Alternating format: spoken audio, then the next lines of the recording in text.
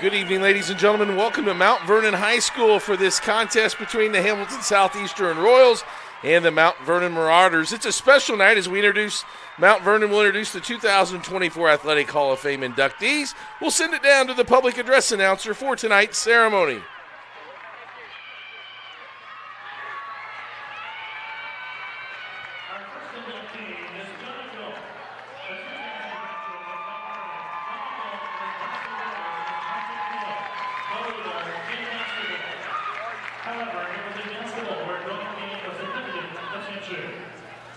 As a freshman in 1996 and 97, John was named the All-Metro East second team, as well as a Daily Reporter Prep Star.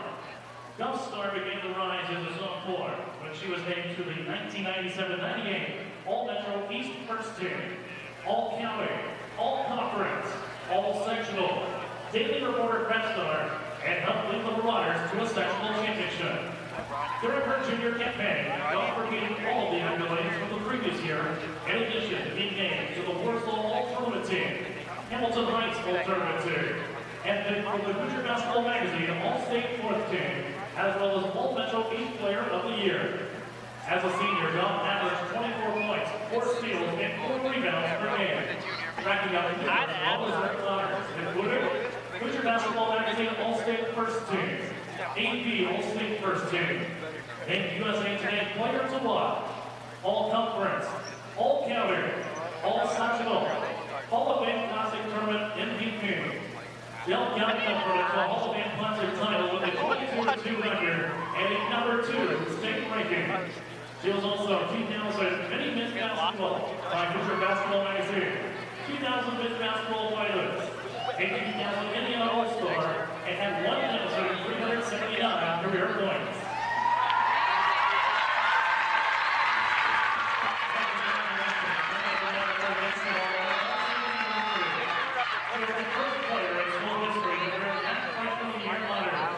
Gulf went on to be a first-team All-MAC and is currently in the Cardinals record books as 5th in career scoring with 1,639 points, 4th in career assists with 427, and 4th in career three-point field goal span with 253.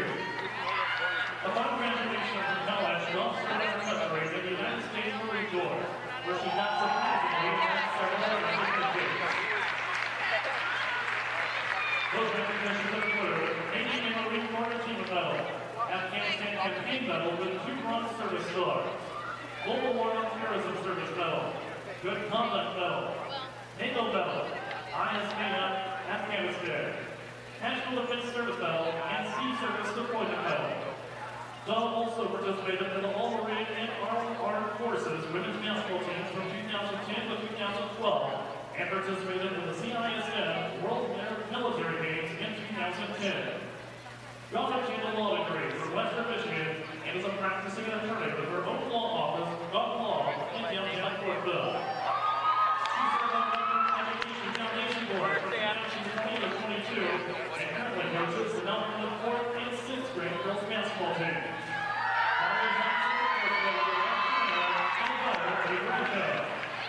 Let's hear it for Johnny Gulf.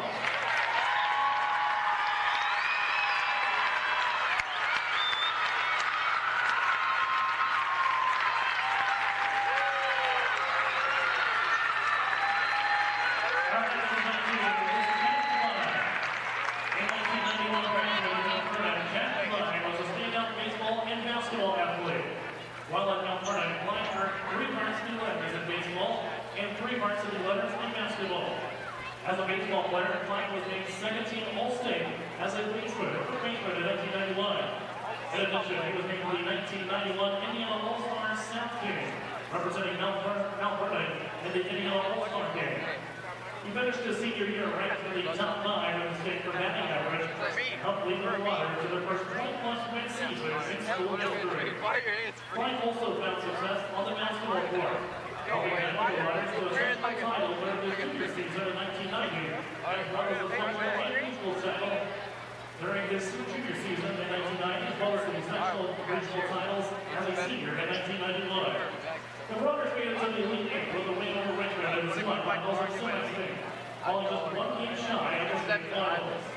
Pride was named the Yellow County team and earned an invitation to the Indiana Top 40 workout for the Indiana All-Star team.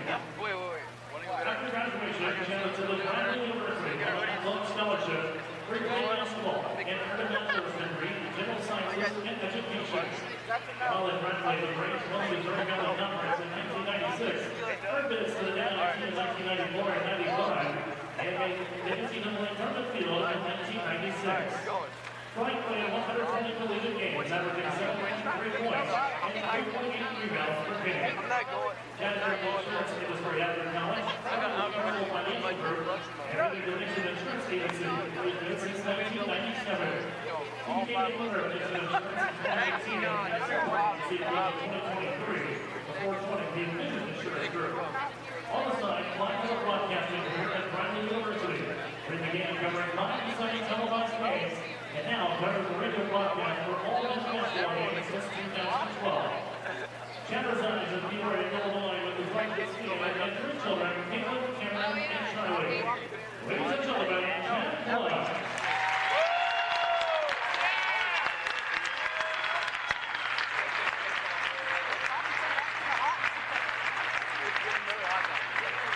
Our final inductee is Doug Peacock. Doug Peacock served as a teacher and coach for 17 years. A native of Charlottesville, Indiana, Doug is a 1975 graduate of Eastern and Duck High School, where he participated in football, wrestling, and track. He was named an All-State and All-American football player in high school, accepting an athletic scholarship to play football for Lee Corso at Indiana University. Doug obtained his bachelor's degree in education in 1979 and his master's degree in educational, instructional, and curriculum supervision from Indiana University in 1997. Peacock had several stops as a coach prior to Mount Vernon, including his alma mater, Eastern Hancock, and Polo Newcastle. He also coached at St. John High School, Gateway High School, for his scholarship program, visiting Pensacola, and had a stop in the United States Football League with a Orlando Renegades. Peacock arrived in Mount Vernon in 1994 as a teacher and football coach, where he would stay until his retirement. Throughout his career as head coach at Mount Vernon, Doug and the Little Riders grew up to levels of success, including 107 and 79 record, and over 40 national championships in school history in 1997, 99, and 2006. Peacock was selected as the Hoosier Heritage College Coach of the Year on 5 occasions. Named the Coach Coach of the Week 3 times, and the Indiana Coaches Association Coach of the Year honors twice. Coach Peacock retired from coaching after the 2006 season and from teaching in 2017. His adventurous personality left a lasting impression on the students he taught and coached during his time at Mount Vernon. Coach Peacock has remained an avid supporter of Mount Vernon athletics, following football closely, and even giving a keynote address to the team at the Community Cup Rally for their state championship game in 2021. Doug is currently the president and CEO of Peacock Health Group, husband to his wife Jensen, 3 children, Kyle, Colin, and Kaylee, and proud grandfather of 5 grandchildren. At this time, please direct your attention to the screen for a special message to Coach Peacock.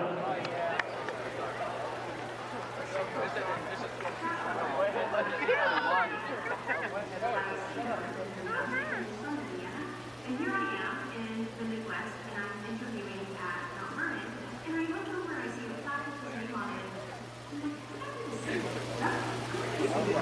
So I asked in the interview, they said, yes, it is. I walked out to the football field where it was about 4 degrees or hotter, plus humidity, and it was a long way out there actually for this field, but after walking out there, it was a long way, but worth it. So, of course, in the 80s, I had big curly brown hair, and at that time I had very short blonde hair, so I didn't think he recognized me at all.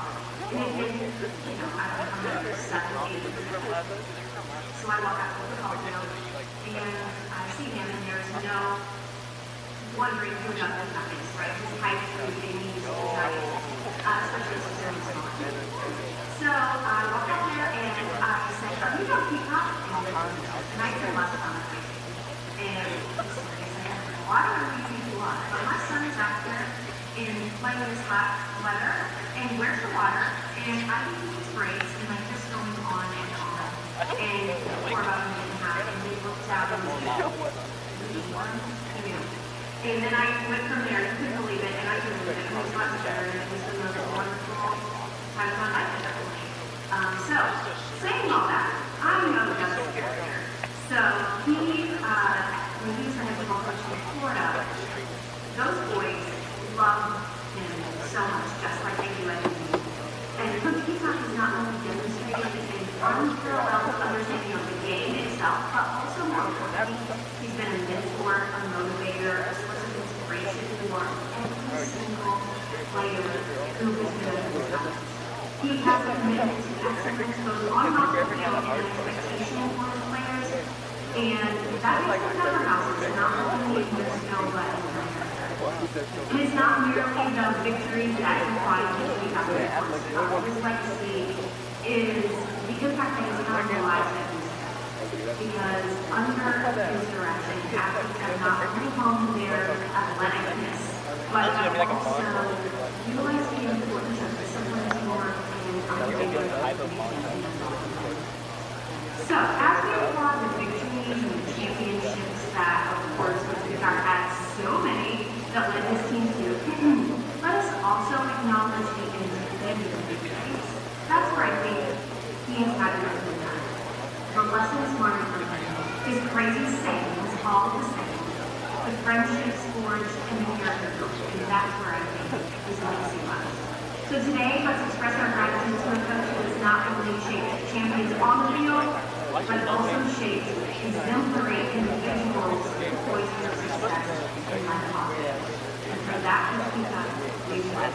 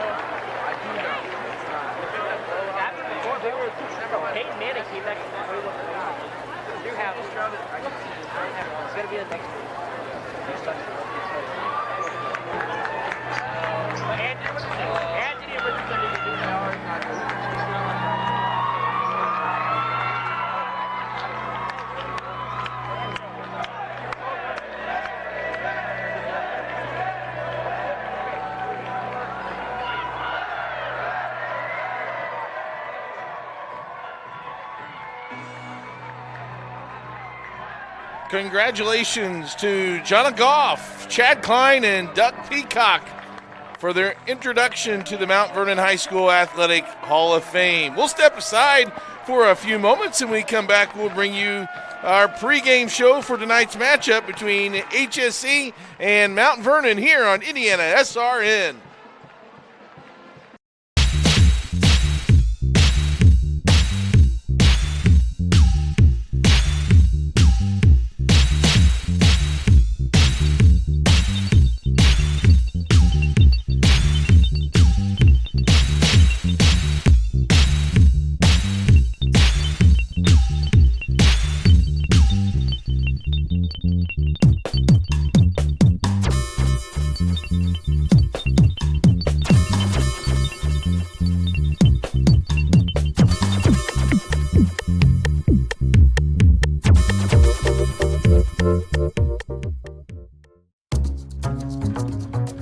Just working with our company, you're going to get to work with a lot of bright individuals. Everyone is open and ready to help you, and definitely big on advocating for making sure that you succeed and reach your potential.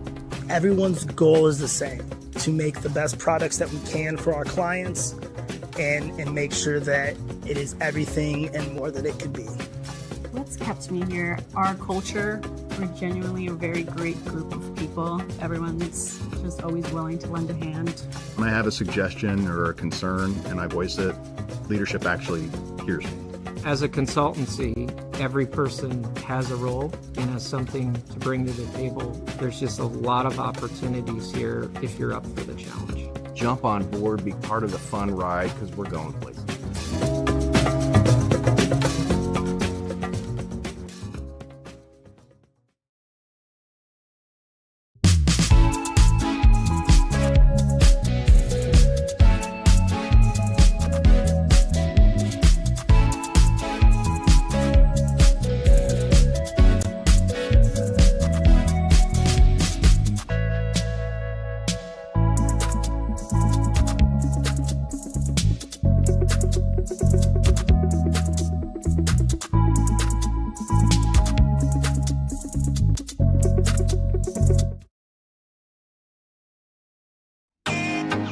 Can't get to a computer? Then we've got you covered. Just go to the IndianaSRN app and stay up to date with all of your favorite teams. You can watch live coverage or relive the experience with our on-demand service.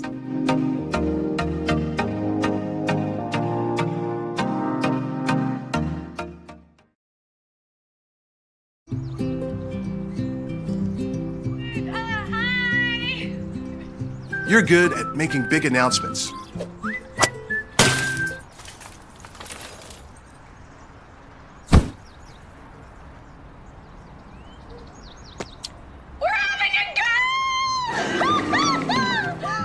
We're good at your insurance. Start with Indiana Farm Bureau Insurance, online, over the phone, or in person, and stop knocking on wood. From warehousing to transportation and everything in between, Piper Logistics does it all. Centrally located, Piper Logistics has 2 warehouses in Indianapolis and a warehouse in Cincinnati, Ohio. Piper Logistics houses over 1 million square feet. Along with our transportation department, we can provide service to half the United States markets.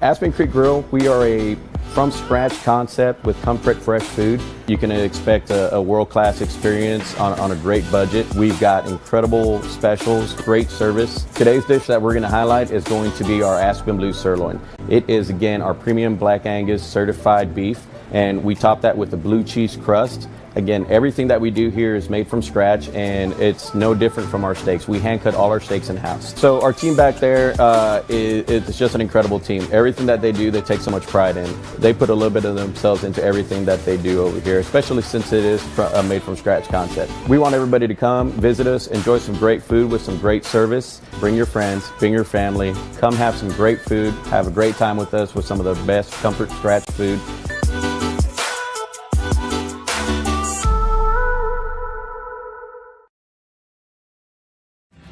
Thinking about what to do after high school? Consider a career with Boilermakers Local 374. As a Boilermaker apprentice, you'll earn while you learn. We offer excellent wages and benefits, and as part of our no-cost hands-on apprenticeship program, you'll learn from the best in state-of-the-art training centers and on the job. Become a union Boilermaker and get on your way to a great career. Find out more, visit www.local374.org or call 219-845-1000.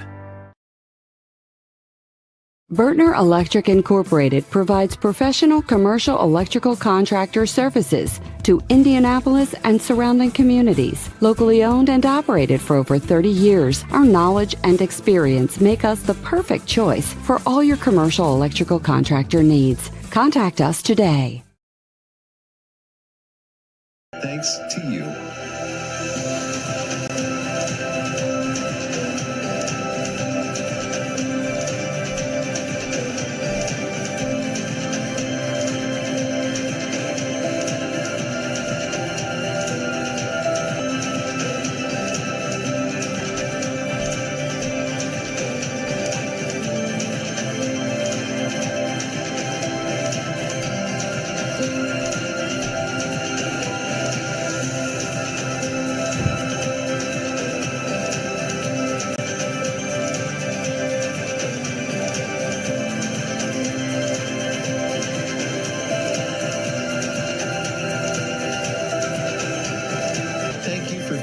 Standing with us.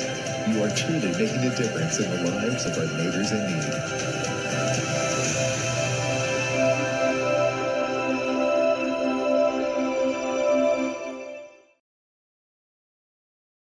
Can't make it to the game? We've got your back. Just go to www.IndianaSRN.org and tune into all of the live action, or go to our on-demand service and relive your favorite moments.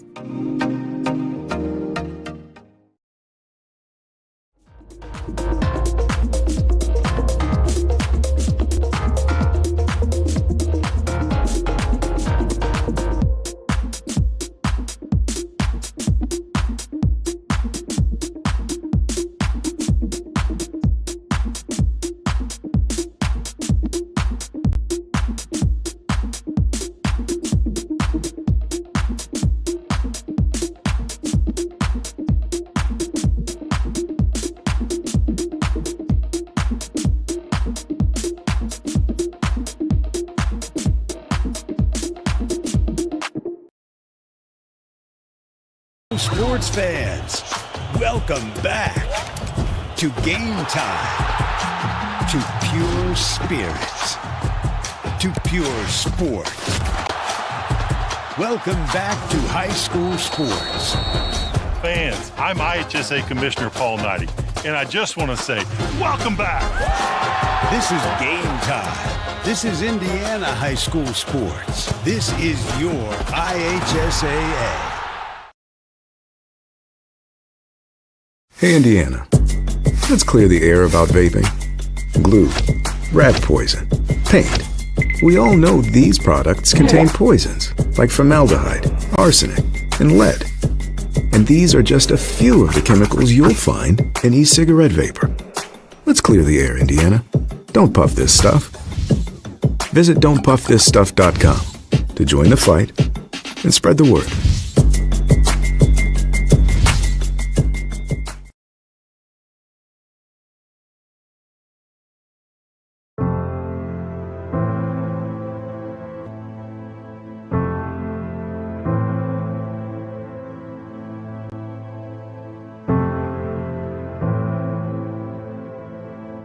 Calling officials cheaters or corrupt, it's not a game.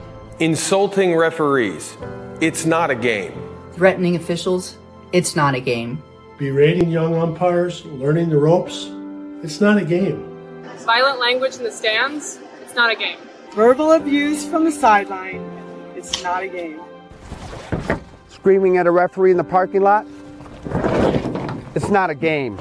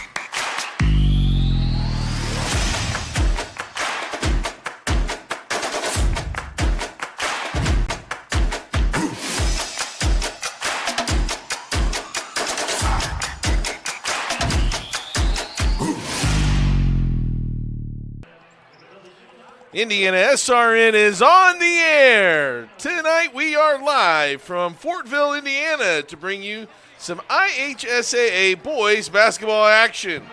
This contest features the visiting Hamilton Southeastern Royals and the home squad, the Mount Vernon Marauders. Tonight's game is sponsored by the Morales Group, building better futures one story at a time. Aspen Creek Grill. Why go anywhere else for delicious food?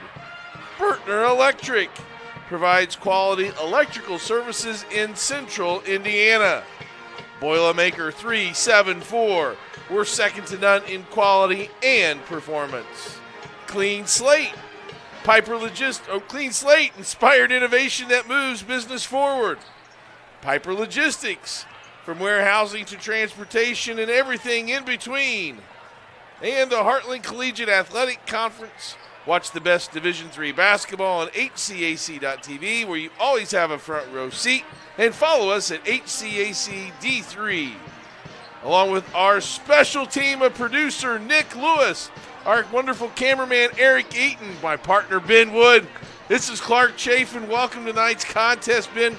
We got two teams that, in programs with traditional rich history, always have good teams, always have good programs, have built a solid culture. And it's also a special night here at Mount Vernon as the school honors its 2024 Athletic Induction Hall of Fame ceremony that we brought to you earlier. It's definitely a special night here at Mount Vernon. Yeah, it sure is. Seeing those three inductees get honored before the game is always special. And you mentioned these two teams are familiar with each other and kind of right now sitting in the same position. HSE sitting at 10-5. while Mount Vernon's sitting at 8-6. And I'd say, kind of looking at the structure of both of these teams, they're built very similarly. Not really going to thrill you offensively, look to really grind it out on defense. I will say the one thing that stands out to me to IHSAA is they're battle tested this year. All of their losses, besides one coming to Avon, have all been against teams that are in the top 15, whether it's in 4A or 3A. So they've had some really good battles this year. And they're kind of similar in Mount Vernon, where Mount Vernon, they've got some younger guys. They were trying to figure things out in the beginning of the year, and HSE was going through that last year, and I think this year they're really starting to find their stride with Coach Ashworth in his third season at the helm. Yeah, congratulations to John Goff, Chad Klein, and Doug Peacock, the three in Hall of Fame inductees. Let's go ahead, Ben, and take a look at this Mount Vernon basketball team led by head coach Joe Bradburn. It's his first season at Mount Vernon, but it's his 25th season overall. How about this? He's got over 300 career wins, 8-6, as you mentioned, on the season. Offensively, averaging 54 points per game, only giving up 48. So, again, they like to grind it out on the defensive end and play a variety of defenses. They are winners of 2 in a row. Ben, what are your thoughts so far on Mount Vernon this season? Like I mentioned, they kind of found their stride here midway through the season, picking up some wins, and it's really been because of Julian Smith. He's found his role on this team. He's the kind of facilitator, the tempo guy. He's going to take care of the ball, and he actually leads them in points per game, rebounding, and assists. He's averaging 15 points per game. Only a sophomore, too, so that's someone that Coach Bradburn in his first year is going to look to build off these next couple of years. Yeah, they play a lot of sophomores, do the Mount Vernon Marauders. Julian Smith averages almost 15 points per game. Elijah Parra, 12 points a game. Tanner Teschendorf is around 10. And if you think about that sophomore class, Armani Wells also will be starting tonight again, one of those sophomore performers. Ben, as we think about keys to the game for Mount Vernon, what do you see as a focus for Coach Bradburn as heading into this contest tonight? I think one of the big things for them is coming out in this first quarter and kind of establishing the game they want to play, knock down some shots, and hopefully end that first quarter with a lead, because I was looking, and their season average on the year, they're averaging 16 points per game in all other 3 quarters, and then in the first quarter they're only averaging 8 points per game. So you don't want to come out to a slow start, especially against a team against HSE, who we mentioned. They've got some really good athletes, and they've also, I think in this one, they've got the size advantage as well. Well, it should be a fun contest. Last year, this game, Mount Vernon took 67-55, but if you look over the last 35 years, HSE leads that series dating back to the last 35 years, 24-21. Hey, we'll take a short break. We'll come back. We'll take a look at the Hamilton Southeastern Royals. It's HSE in Mount Vernon, and it's only on IndianaSRN. To you.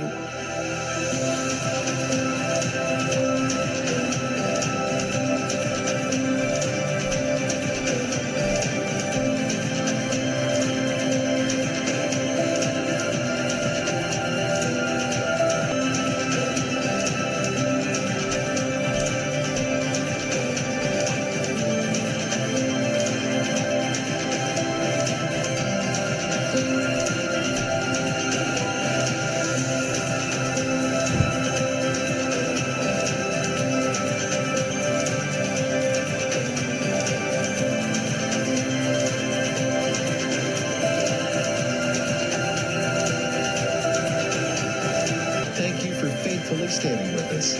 You are truly making a difference in the lives of our neighbors in need.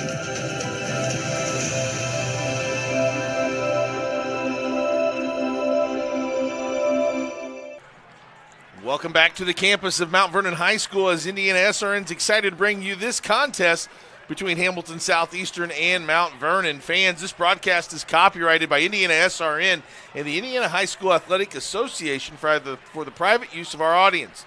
The use of pictures, videos, and audio without the express written permission of the IHSAA is prohibited. And also unleash the power of passion in IndianaSRN, where you always have a front row seat. Contact us at sales@indianasrn.org to discuss how we can customize a sponsorship package that maximizes your brand and exposure. We are Central Indiana's sports leader. Ben, let's take a look at the Royals. Coach John Ashworth in his third year, 9th overall, 10-5. Winners of 2 games in a row, as well as they won last night against Zionsville by 7. overall impressions of the Royals been? For them, really, I mentioned earlier in the broadcast, it's just been they've had a tough schedule, so they're battle-tested at this point. I think this is going to be one. You mentioned coming off of some momentum, off of a win. They're going to look to get back on the road here and get to 500. Right now, that's their only problem. They're 2-3 on the road, so this is one that they're going to look at and think it's a very winnable game. And they've got 3 scorers in double figures led by Donovan Hamilton, who's probably one of the best athletes in the state. He's averaging 15.5 points per game. And I think for him, it's just be aggressive, get to the rim. He's not really a three-point threat, so he's going to look to drive and attack. And then you've got Nate Orr, the point guard, averaging 11.5 per game, leads the team in assists with 3 a game. I think if he can facilitate, see the floor well, take care of the ball, and find the open man, they're going to have a good shot at winning this one. Yeah, you also add in Braden Totten, who's got 10 points a game, and Michael Griffith, who's a 7-7 guy. But Hamilton, Orr, and Totten have over 100 field goal attempts for HSE this year, by far and away more than anyone. So they're going to look at those 3 players to score. Another thing that I thought was kind of interesting, Ben, HSE's got 10 guys that are about 6'2" or taller.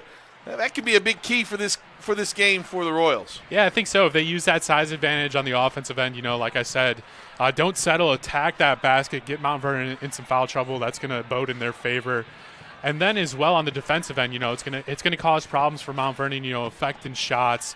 Hopefully they can control the rebounding battle as well. That was another stat that I looked at. They're averaging 30 rebounds per game, while Mount Vernon is only averaging 24. So that's another spot where they have an advantage. So if they can take care of the glass, things are going to look well for them. Sagarin has the ratings of HSE and 4A ranked 16th, and Mount Vernon 21st. So again, very close even in the computer rankings. We're going to take another short break. We'll come back. We'll have the starting lineups for both teams and get you set for the opening tip. It's Hamilton Southeastern and Mount Vernon, and it's only on IndianaSRN, where you always have a front row seat.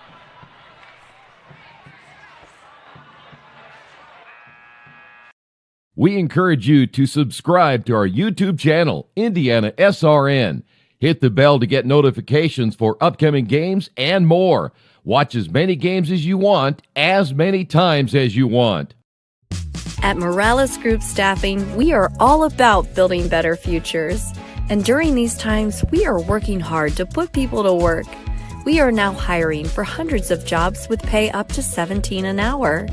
Visit our website at moralesgroup.net or text JOBS, JOBS, to 317-472-7600 to apply now and get hired today.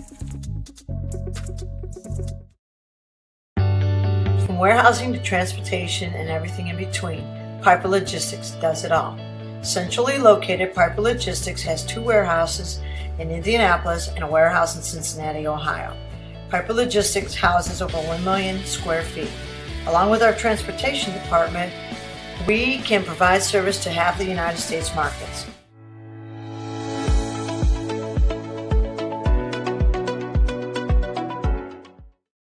We encourage you to follow us on Twitter at IndianaSRN. Find upcoming games, video highlights, and much more. Follow us now at IndianaSRN. Welcome back to Mount Vernon High School. Hamilton Southeastern versus the Marauders of Mount Vernon. We'll send it down to our public address announcer for tonight's starting lineups.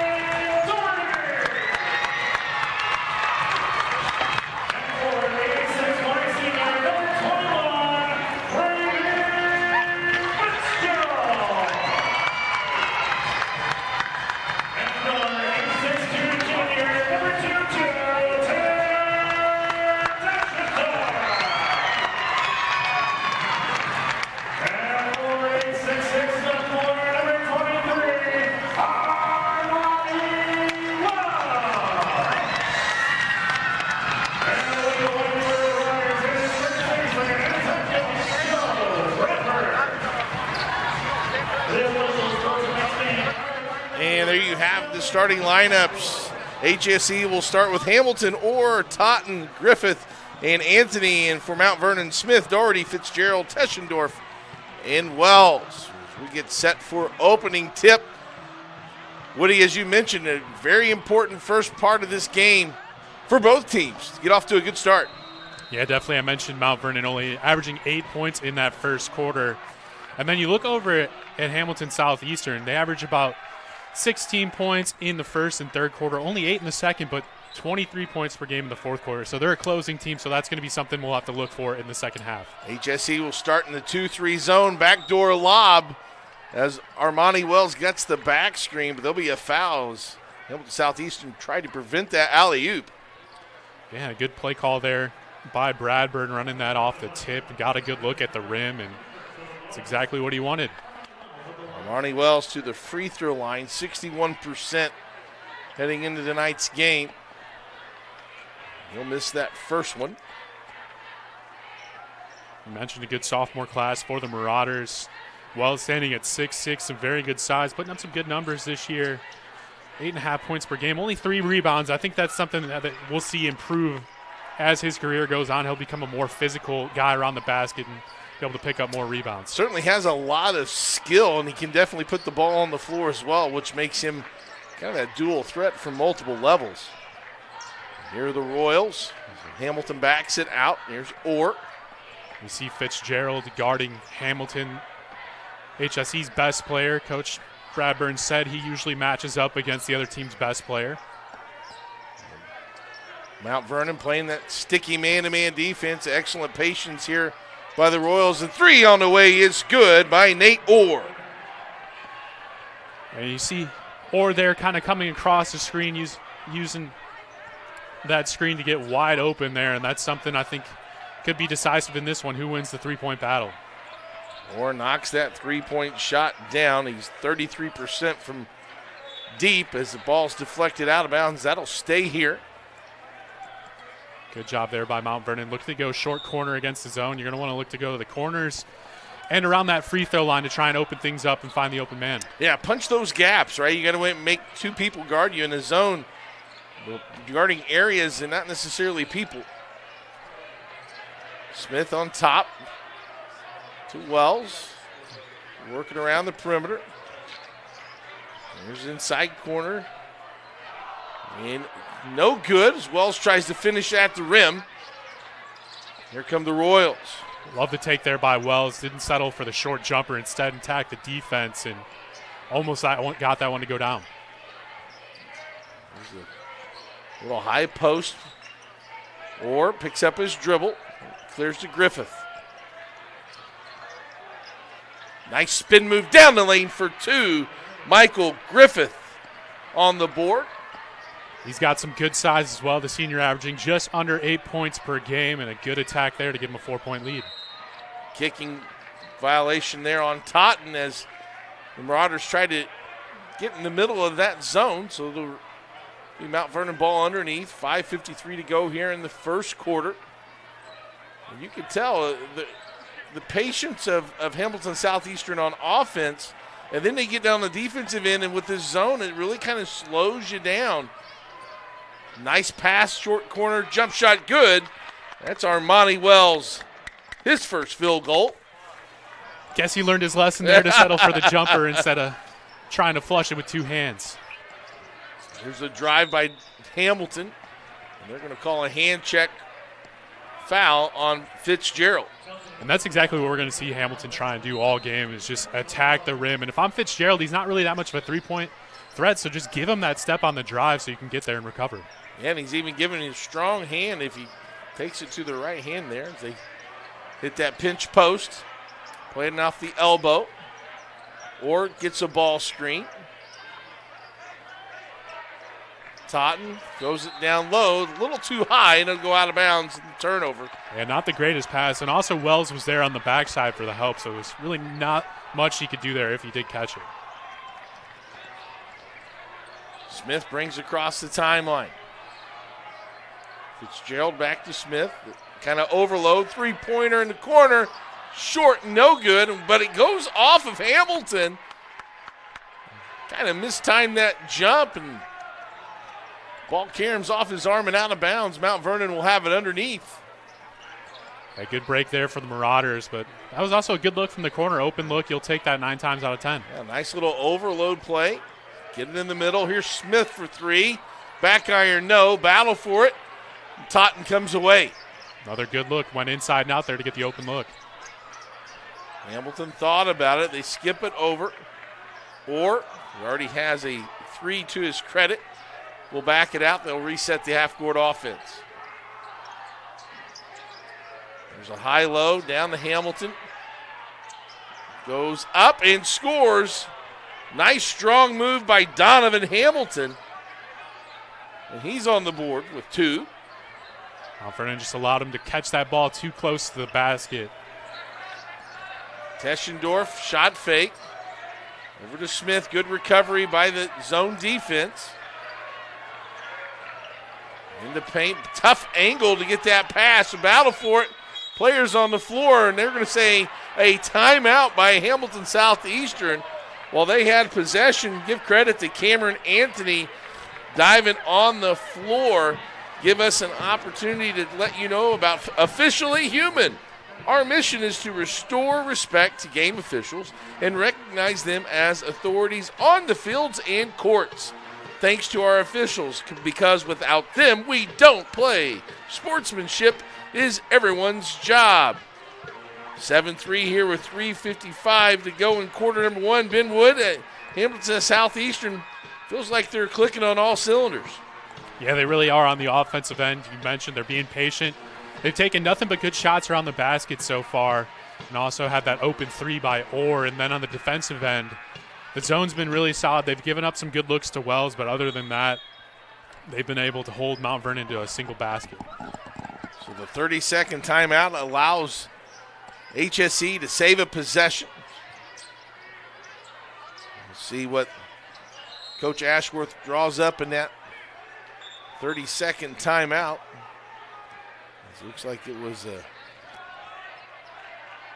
don't think a foul was called, but might have been a kick on the pass. Yeah. HSE with the ball. Here's Otten in the post. Had a good size advantage on there. Good help defense, though. And a traveling violation is checked in for Mount Vernon's Charlie Cross, number 4. Good active hands there by the junior. We saw 3 defenders swarm the ball handler there, and it ended up being a turnover. Smith up top, and they called a traveling violation. Picked up his, maybe drug that pivot foot just a little bit. Smith a little indecisive with where he wanted to go with the ball there, and now both teams with 2 turnovers apiece. Here comes Nate Orr. Take it to the right side. Hamilton up top. Nice 3 on the way. Back iron, no. Scramble for it. Wells comes away. He'll pull up from 15 and got it. Armani Wells, all the offense so far for Mount Vernon. He's got all 5 of the points. How about that one, Clark? Tracking down the rebound. No one stops the ball, and a nice 15 pull-up jumper there for Wells. Really liked the jump stop, too, when he came to under control and was able to knock it down. Here's a 3 on the way. Back iron, no. Smith high for the rebound. Here comes Mount Vernon in transition. Totten stops the ball.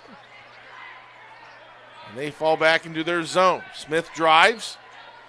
Finds Wells in the short corner again, and again it's good. Armani Wells.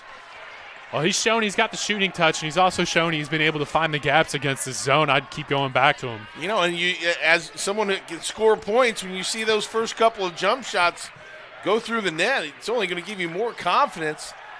It's a quick shot there, no good. Wells with the rebound. Smith will pull from 3. Back iron, no.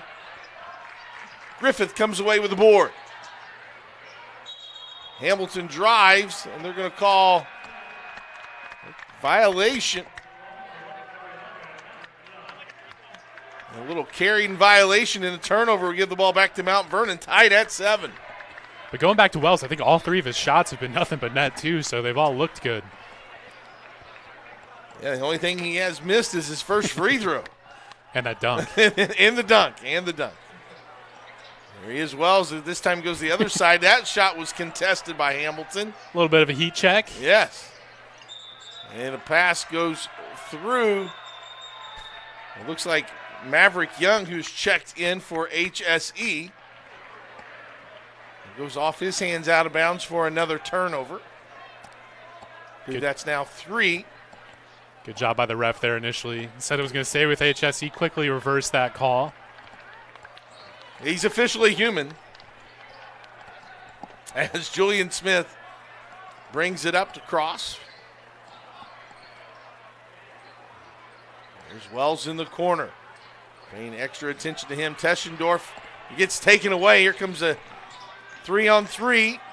Put up and good. Donovan Hamilton in traffic.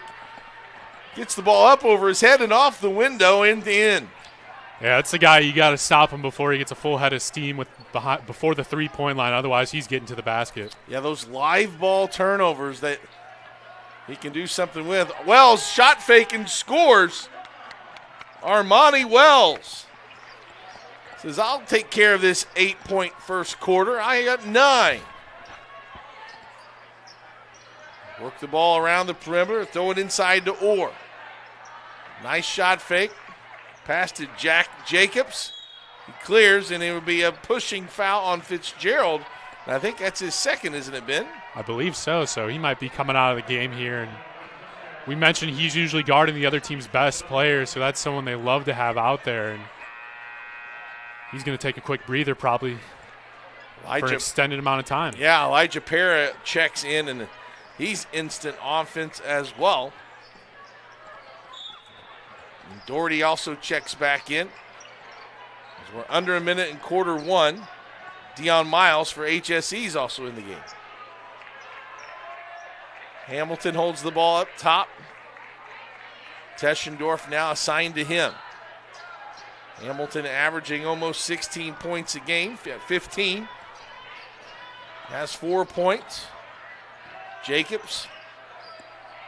To Anthony, looks like they're going to try to hold for the last shot of the quarter here. But Teschendorf says no, he's got to steal. Down the lane. And stolen away by Anthony from behind. Miles will push. Under 10, drives in the lane, scoop shot, gets the roll, and 1. Just a heads-up play there by Miles, who just checked into the game and had a nice behind-the-back move to free up some space, and then finishing through contact. You love the composure from the senior. And a high shot difficulty, and yet he gets it to fall. Chance for the three-point play. He converts. And probably a smart foul, as both teams do have fouls. That's only the second team foul for HSE. Take a look at that, Miles and 1. Using his body to shield off the defender there. Wells will be fouled. That'll be the third team foul. So HSE can foul one more time. Just got to be aware of not trying to foul a player in the act of shooting. Yeah, NBA players are really good at drawing that shooting foul when the other team's trying to take the take foul. Smith back to Parra for 3 at the buzzer. No. And that'll do it for quarter number 1.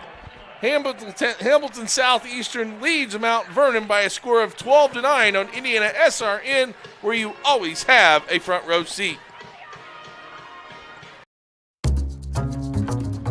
We really focus on modern application development, DevOps, so automating the whole process of delivering your solution, and cloud architecture. It's very important for mid to large companies to have cloud partners, because you can't possibly have all the talent you need to address the complex ecosystem of the cloud. We advise them on all parts of their business. And then when things are defined and we see a clear goal, Clean Slate also then goes and does the work. We have a team that is very passionate about what they do. We love to solve complex problems, and there's a lot of companies out there that will avoid getting involved in those things. And I think that's why clients like to work with us.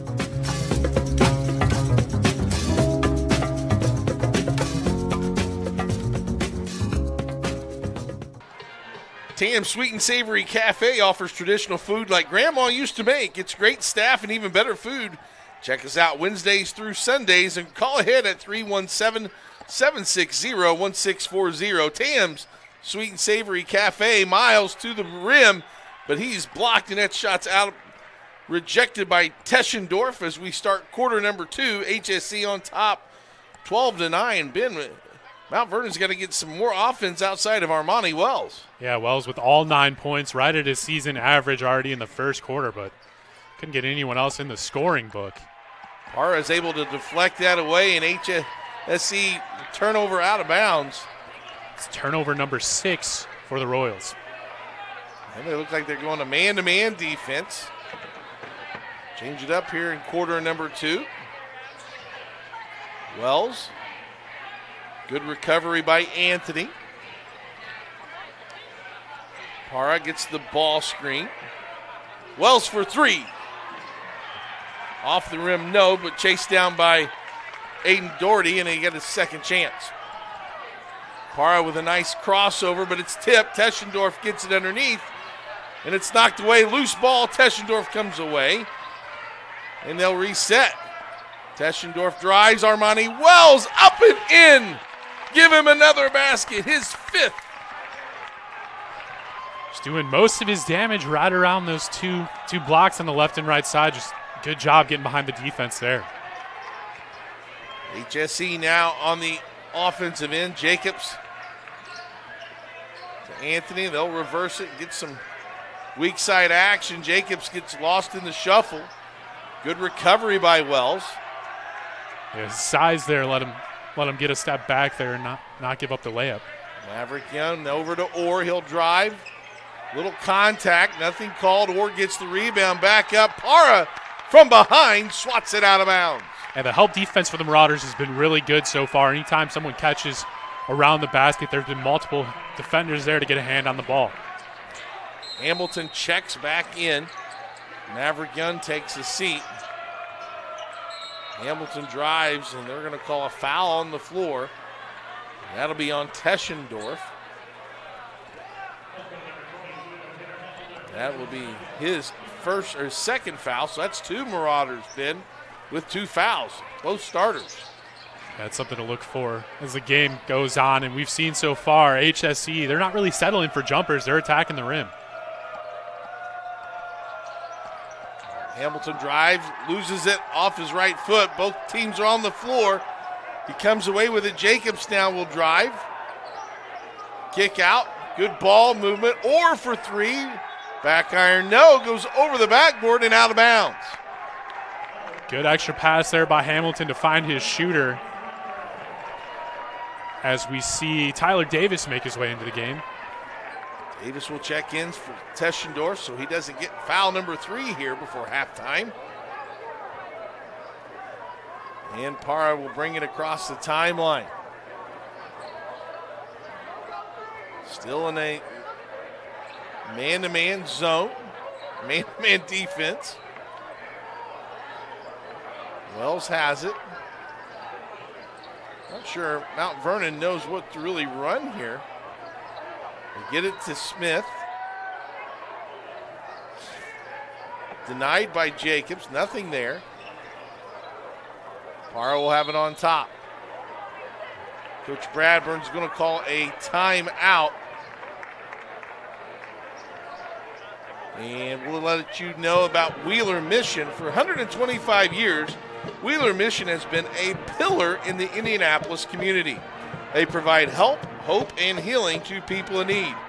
Volunteer today at 317-686-6239. Woody, a little confusion there by the Marauder defense. Good timeout there by the Mount Vernon coaching staff.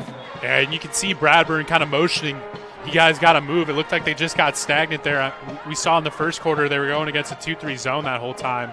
And now they're switching to a man-to-man defense. So I think it kind of threw them off a little bit here this first opening minutes of the second quarter. Mount Vernon ball, and again, now the Royals look like they set up in that 2-3. Let's see if they change out of that. Parra on top to Wells. Kind of a clever little look there for HSE. Stolen away. Here's Orr. 2 big steps in a left hand. Gets his second basket. He now has 5, and they're up 14-11. The Marauders did a bad job there telegraphing that pass, trying to get it into the free throw line to Smith. A good takeaway by the Royals. Tough shot by Smith. Rebound and put back and scored. Tyler Davis. Good positioning there by Davis on the offensive glass. That's been one spot on the offensive end they've been able to do very well. They've had a handful of second chances because of offensive rebounds. That was a tough shot by Smith. They've really kept him in check. There's Griffiths. Spin move. Good help. Orr. And HSE will reset. Nate Orr on top.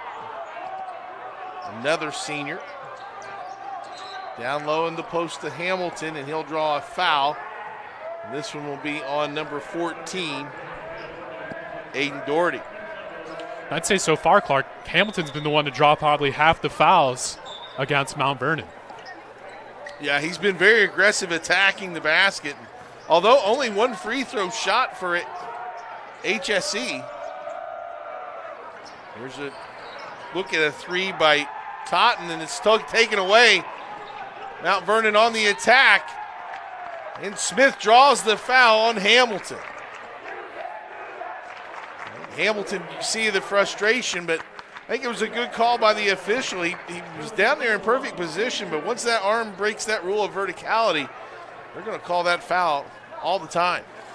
And Hamilton's probably the last guy you want to try and jump up against, but Smith able to hang there and draw the foul.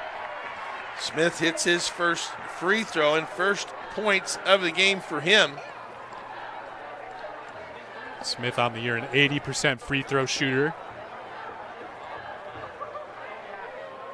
Second one up, and it's true as well. Mount Vernon 3 of 4 now from the free throw line, and they have the lead, first lead, been since it was 1-0. And they're doing a good job capitalizing on the HSE turnovers right now. The Royals have 8 on the night. The Marauders are able to get down there and turn it into points. And I think they're also doing a nice job on the defensive glass as well, holding just one chance. As a tough shot by Griffiths, can't finish. Then good help defense there by Mount Vernon. Cross to check back into the game. HSE man-to-man here in quarter number 2. Doherty up top. The ball reversal comes across screen. Parra from the baseline. Elijah Parra for 2. How about Parra with the concentration there, sticks with the tip pass and kind of uses it to get momentum going towards the basket. Hamilton goes up, and he's met, and there'll be a foul as Tyler Davis tried to protect the rim. As you just said, Woody, you know, Hamilton, someone likes to get downhill and attack. He'll be going to the free throw line and for a pair of opportunity to cut this lead to 1. He wasted no time there, realizing his defender was out of position on the catch. Explodes to the rim, and like I said, it's going to be hard to jump with him. You see, he was going up with some force. He even had a little cup. He cupped that ball. He was ready to attack. As the gamble by Doherty on the pass put him out of position. Hamilton, not the greatest free throw shooter, at only 55% on the season. And he misses the second one on cue. Right at his average. Mount Vernon up 17-15. Doherty, a lot of standing. Parra between the legs, pulls up from 3. Tough shot off one pass.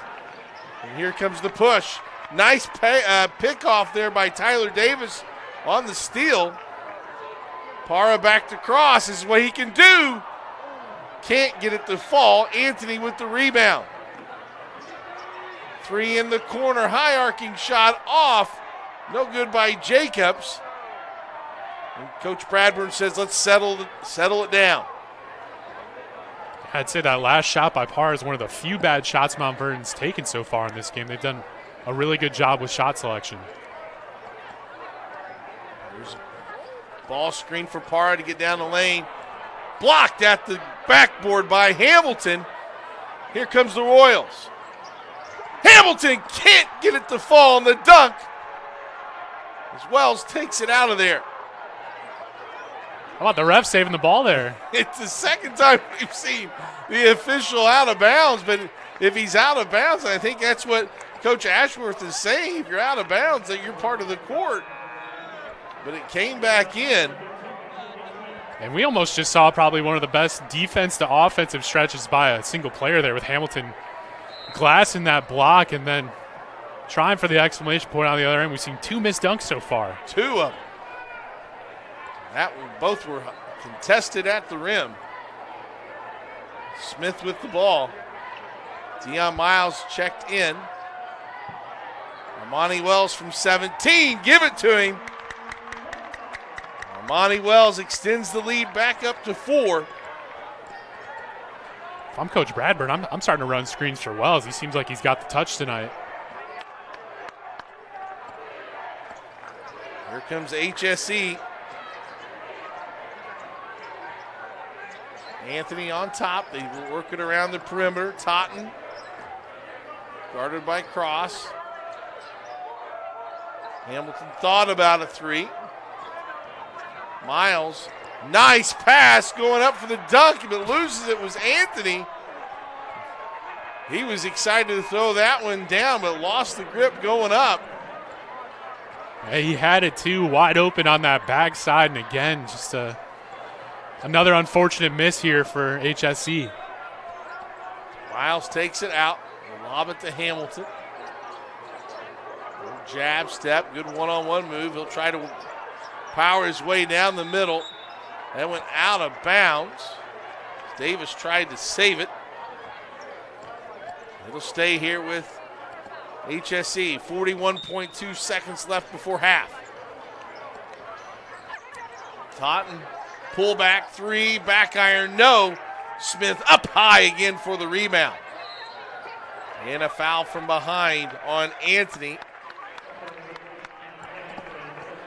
That's his first foul, team foul number 2 for HSE, so really threat of any bonus situation. Yeah, we could see, depending on how long Mount Vernon holds the ball here, HSE takes some more fouls here because they've got something to give. Fitzgerald checked back into the game. So has Teschendorf. Fitzgerald missed his whole second quarter with those 2 fouls. And Teschendorf also with 2 fouls. Got to play smart these final few moments. Parra.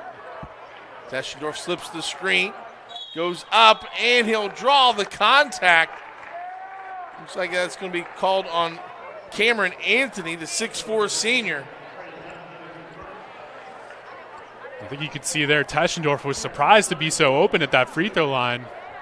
Hesitated for a minute, and then a strong take to the rim. His first free throw is good. Take another look here, Ben, just as you said. Yeah, good slip there on the screen and then takes it right at the defender.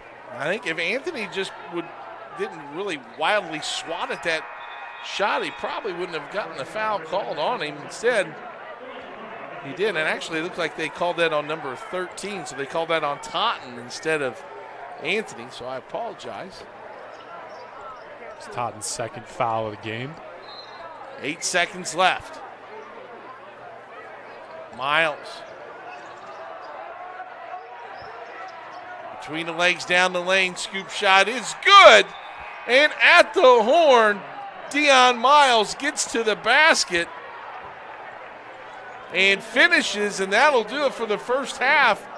And they're going to count the basket and no foul, and that'll be the first half. Mount Vernon on top, 21-17. Ben, kind of your thoughts as we take a look at this last play before halftime. We get a nice look here at Miles taking it to the rim. Good finish to use his body to seal off the defender. And we saw it a big bucket at the end of the first quarter, too. So providing a spark off the bench. And right now for Hamilton Southeastern, they just got to clean up the turnovers. They've got 9 in the first half, and we saw a couple times Mount Vernon was able to come down and turn those into points. For Mount Vernon, they've been really good on the offensive end, and you mentioned a couple times on the defensive end too, rebounding the ball well. We've had a little bit of a size disadvantage, so that hasn't been a problem here. And really, if it wasn't for Wells, this would be a different game. Yeah, Armani Wells with a big first half and a big second quarter for Mount Vernon, winning the second quarter 12-5 to take a halftime lead of 21-17. We'll take a break and come back and bring you some stats and some more analysis from my man Ben Wood. It's Mount Vernon 21, HSE 17 on IndianaSRN, where you always have a front row seat.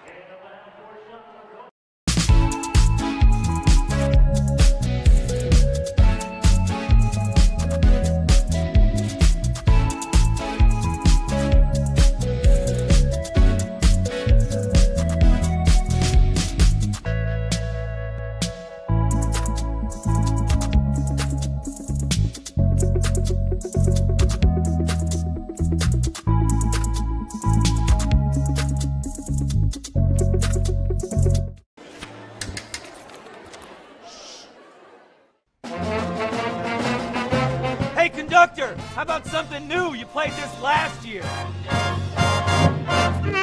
Come on, get your head out of your sacks. Shh, we're trying to hear. Well, I'm sick and tired of hearing your kid play the wrong notes. Where's my kid solo? At least you can see your kid. Why is my kid stuck way in the back? The conductor only plays his favorites. My kid heard that solo! You saying I did it? Yeah!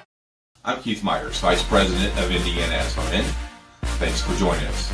You know IndianaSRN broadcasts 350 games a year, all sorts of sports. Yeah, we do. Hard to believe, isn't it?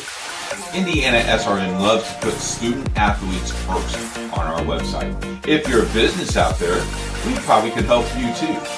Contact us at coach@indianasrn.org. Grandma from out of state thanks you. Mom and Dad who can't get to the game thanks you as well. In fact, our athletes watch the games over and over again.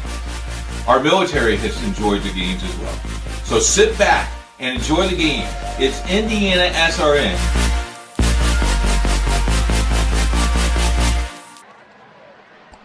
Welcome back to Mount Vernon High School.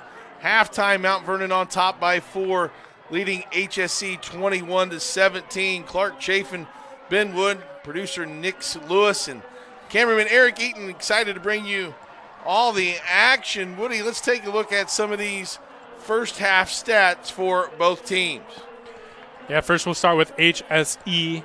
They've got 2 scores with 5 points apiece in Donovan Hamilton and Dion Miles. And then you've also got Orr with 5 as well.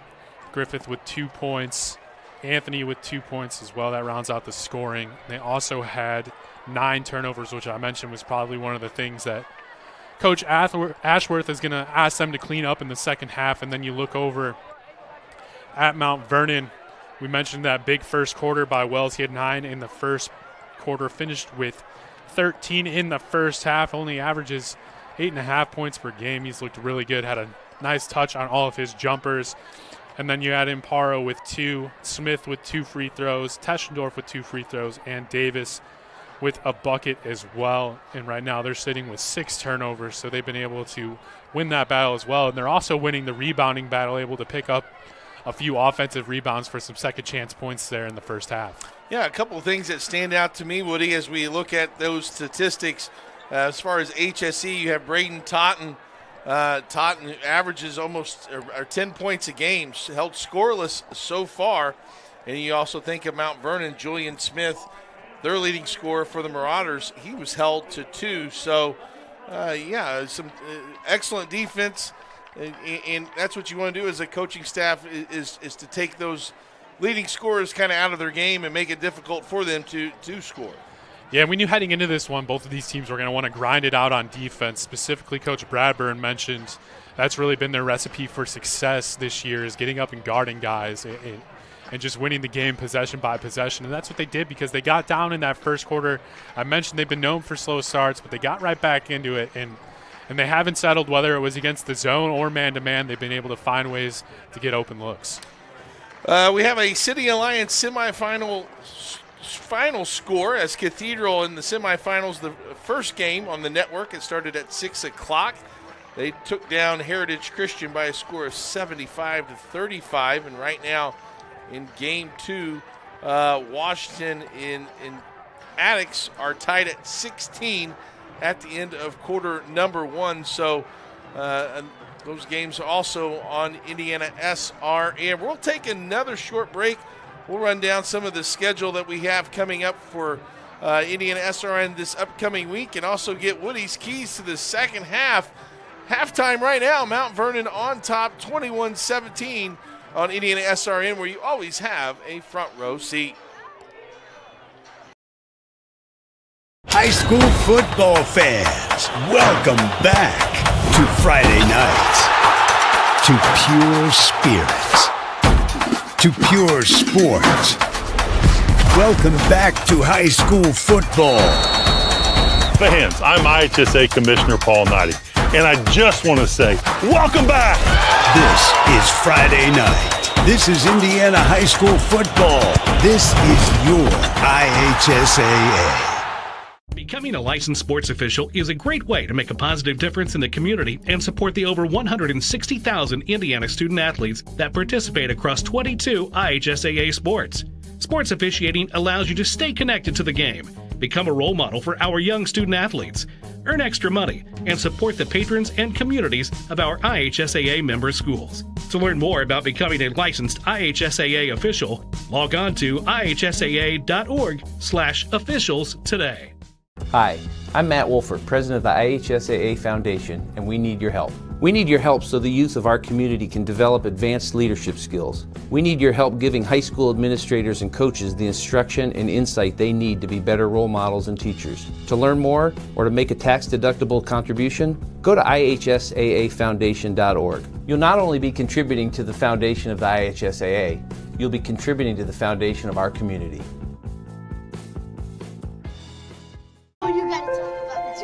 The innocence of youth. Is there anything any better? But soon they'll be in high school and facing all the same challenges you faced. How to make friends, how to fit in, how to be cool. We want our children to have everything they'll need to live fulfilling and productive lives. Make sure the kids in your family are among the more than 160,000 participants here in Indiana who take part in high school sports.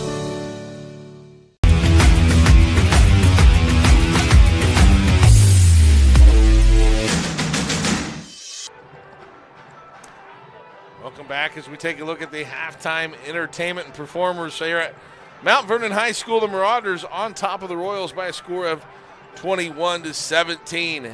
Hey, Boilermaker Local 374 represents highly skilled, highly motivated workers in field construction and metal fabrication throughout the state of Indiana.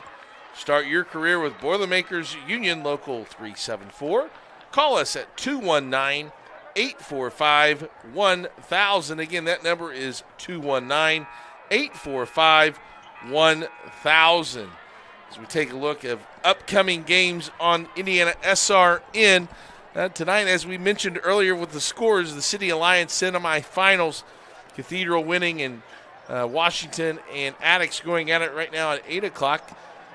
The game on Monday will be the championship game, so it'll be Cathedral and the winner of Washington and Attucks, and that will tip off at 7:45. Tuesday's action will feature Liberty Christian at Guerin Catholic. That's boys basketball action at 7:30. We'll be here at Mount Vernon for the girls basketball contest that'll feature Newcastle at Mount Vernon. That'll tip off at 7:30. And Mooresville Christian at Central Christian boys basketball at 7 p.m. And Wednesday, we're back on RHIT.TV for men's basketball coverage as Manchester will visit Rose-Hulman. Manchester, winners of the regular season conference last year in the IHSAA. And Rose-Hulman was in the conference championship game last year and featured a lot of freshman on their team this year and playing better basketball. That game will tip off at 7:30. And Woody, if we think about even just looking at our two teams tonight in the high school season, it's hard to think that we only got about 5 weeks left before sectional time. Yeah, this stretch of the season right here, they really pack those games in. I've seen some coaches even compare it to the NBA schedule where you're playing 3 games a week. And both of these teams right now, we mentioned all year HSE's played some tough teams, but their next 3 games, they're going to be at Noblesville, another very tough game. And then they're at home against Pendleton Heights and at Franklin Central. So if they can get this game and get some momentum heading into that Noblesville game, I'm sure they'll be feeling good about that one because, like we said, their defense can hang with really anyone in this state. It's a matter of getting the buckets to fall. And then you look over at Mount Vernon, their next 3 games, they've got at Connorsville. That should be a winnable game for them, and then 2 tough teams in Delta and Noblesville as well. So this is a game they're going to want to look to win and maybe extend a winning streak for them as well. Yeah, an important time to be playing your best basketball at the end of the season. We also talk about their conferences. Mount Vernon doing really well in the conference, 3-1. The conference tied for second. That Hoosier Crossroad Conference that HSE is in. There are some really talented teams. HSE is 10-5, and they are tied for 7th in their conference. So that speaks volumes as you have Fishers at 14-0, Westfield at 11-1, Noblesville 13-2, Avon 10-5, Brownsburg 9-7, and they just upset Westfield. So a lot of good basketball. Ben, keys for both teams as we get ready to start quarter number 3. I think for HSE, it's limit those turnovers and then as well try and get Hamilton and Orr. Hamilton's doing a good job getting to the basket. I'm sure he'll get some more good looks, but try and get Orr some good open looks from 3. He's had a few in the first half, was able to knock one of them down, but that was early on in the game. So get those 2 guys going. And then if it's for Mount Vernon, I would say keep trying to find Wells out there. It seems like he's been able to find the gaps against the defense and get some open jumpers, but they've also got to have some help as well. So either Para or Smith, who we mentioned, hasn't hit a shot yet. Get one of those 2 guys going. The trapping 2-3, so another variation, and Orr comes away with the steal, and he'll be fouled. I really like what Coach Athworth has done with this 2-3. First quarter was just all 2-3. The second quarter, they would show through 2-3, but then going back to man, and then they go 2-3, and they trap out of it. So a lot of variations from this defense is taking to the rack and scoring is number 13, Braden Totten. So Clark, I know you mentioned this off the air. Totten needed to get going here, and you see right there an aggressive take, and he's rewarded with a free throw. Yeah, Totten, the 3rd leading scorer, had not scored in that first half. Immediately gets downhill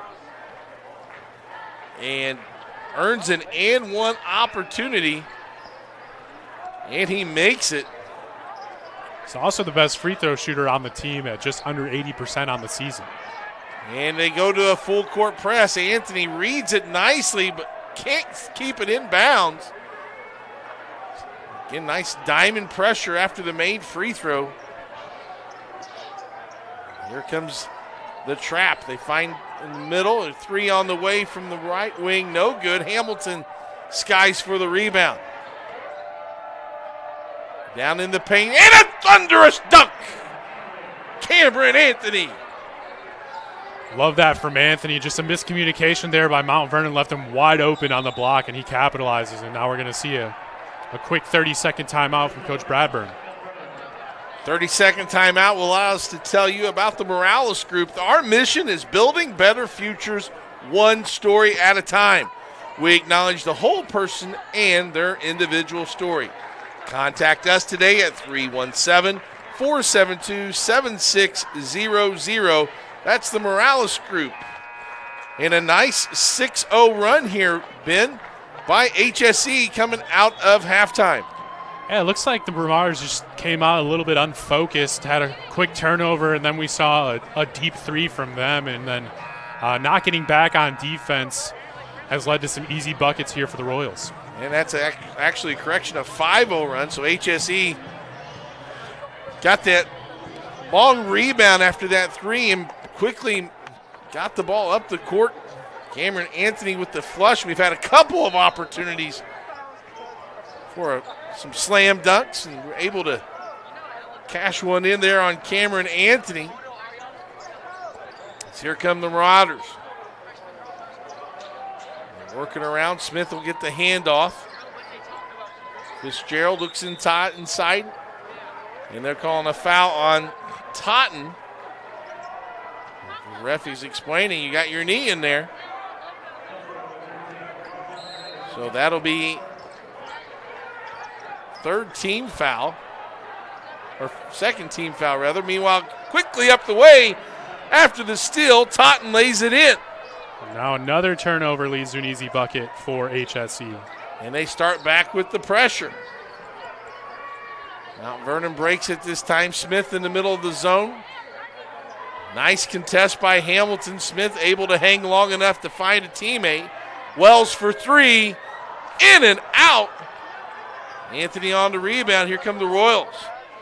Not a bad look there for a guy who's had the hot hand tonight. Or in a lob, and another dunk. Alley-oop. This one goes to Michael Griffith.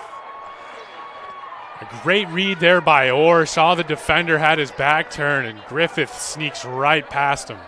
It's a 9-0 run to start quarter number 3. And Hamilton Southeastern with their largest lead of the game at 5. Wells, spin move, tough shot. Gets it to fall. Armani Wells with 15. Pulling some tricks out of his bag there. Woo! A little face up, a spin, and then the fadeaway. Man, he has looked good tonight. Had him on spin cycle. Griffith with the ball, looks in the post. Teschendorf will be called for the foul. That'll be his third. Yes, we've seen Totten for HSE pick up 3, and now Teschendorf with 3. Coming in for Teschendorf is number 4. That's Charlie Cross. And now HSE definitely has the size advantage out there right now. Orr gets it into Hamilton. He's been bothered by Fitzgerald. And Orr resets. Get a ball screen from the top. Defender goes under. He pulls up for 3. No good. Long rebound to Smith. Thought about it, backs it out, and they'll set up their half-court offense. That's the first time we've seen HSE take a bad three-point shot. Smith can't get the running one-hander. Loose ball. And they're going to call it out of bounds off Mount Vernon. HSE will keep possession. And a big third quarter so far for the Royals. And a travel. Switched his pivot foot. Nice job by Wells to get in the passing lane. Force Hamilton to take an extra step. It's the Royals' first turnover of the second half. And they come on the trap. Para. Down the perimeter. Here's Wells. Drives and scores. Armani Wells. Again, just another good job there by Wells. Saw the defender was waiting for the charge and sneaks right around him. Hamilton wanted the foul inside, didn't get it. Looks like some of that contact again. Those defenders' hands go down. No call there. Totten on the baseline. Gets a lot of double screens.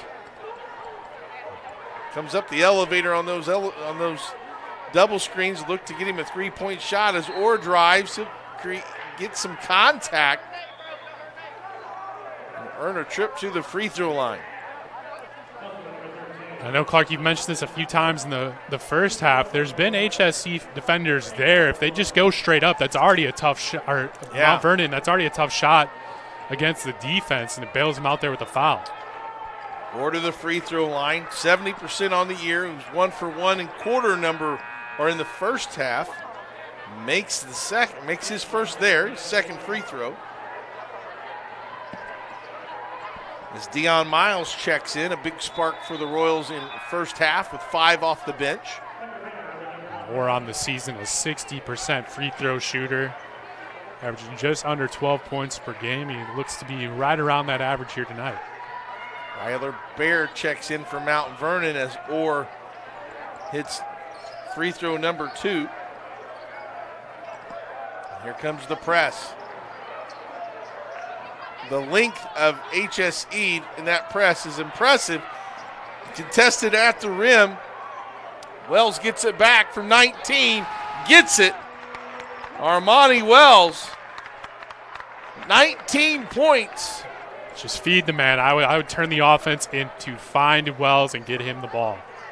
And we are tied at 27. Orr wants the ball. Smaller defender on him. Able to kick it away. Parra with the nice defense.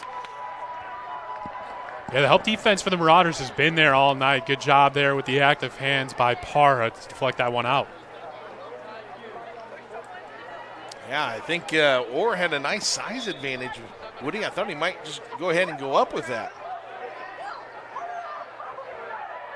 There he is, one-on-one. Takes Bear. Here comes the help. Oh, he must have got knocked out of his hands because he took another dribble, and Orr scores.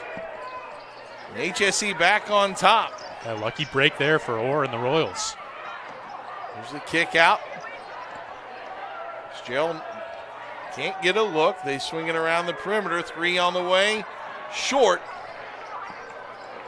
And Mount Vernon has yet to hit a 3 in tonight's contest. Yeah, I was just going to point that out.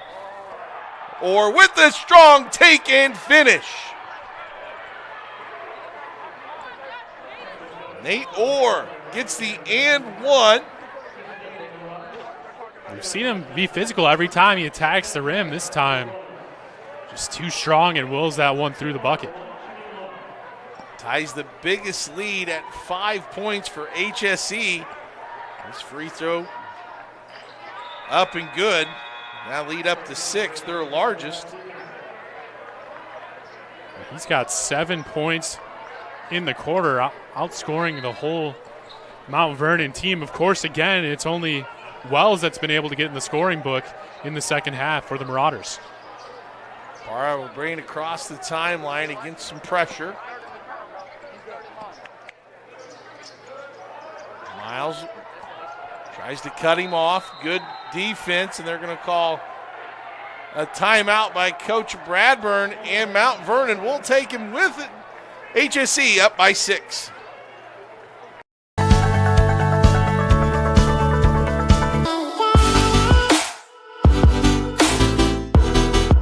Aspen Creek Grill, we are a from-scratch concept with comfort fresh food. You can expect a world-class experience on a great budget. We've got incredible specials, great service. Today's dish that we're going to highlight is going to be our Aspen Blue Sirloin. It is, again, our premium Black Angus certified beef, and we top that with a blue cheese crust. Again, everything that we do here is made from scratch, and it's no different from our steaks. We hand cut all our steaks in-house. So our team back there, it's just an incredible team. Everything that they do, they take so much pride in. They put a little bit of themselves into everything that they do over here, especially since it is a made from scratch concept. We want everybody to come, visit us, enjoy some great food with some great service. Bring your friends, bring your family, come have some great food, have a great time with us with some of the best comfort scratch food.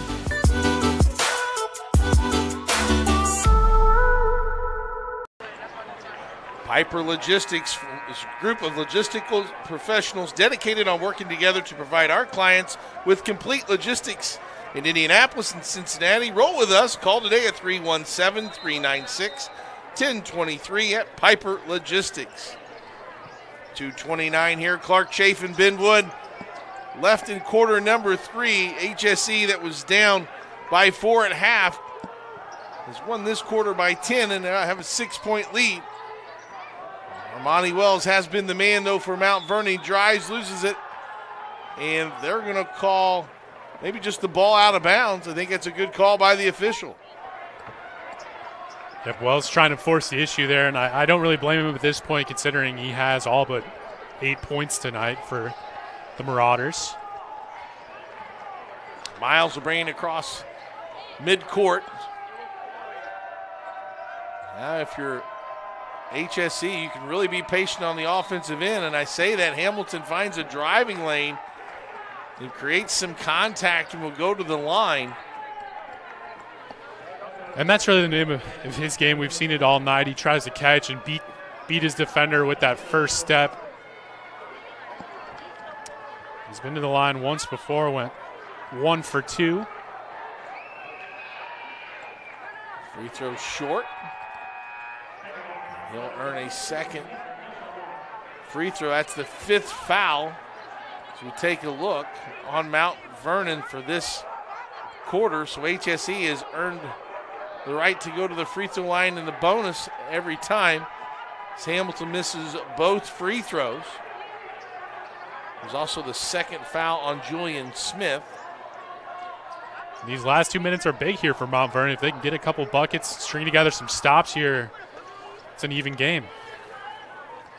Yeah, very important last minute and a half here of the quarter, Woody, if you're a Mount Vernon fan, to see where you can close. Good read by Orr to try to get underneath, but he commits the foul. Only their second team foul, though, for Hamilton Southeastern. Mount Vernon, they got bailed out there. It was a bad pass trying to force it in between two defenders. And they didn't get bailed out that time. Here's Hamilton on the 3-on-2. Pull-up three. Short, no good. Battle for the rebound. Smith comes away. They're going to call a jump ball, and possession arrow will favor Mount Vernon. How about the hustle there by Smith going against the bigger player and able to wrestle that one down? Well, and I think Hamilton Southeastern saying Mount Vernon got the ball at halftime, and so it'll stay here with HSE. The possession arrow on the board. You have to change it. They did now. Again, another good job by the refs there getting that one right. Step back to Hamilton, double teamed. No double dribble, they'll reset. Miles waits patiently.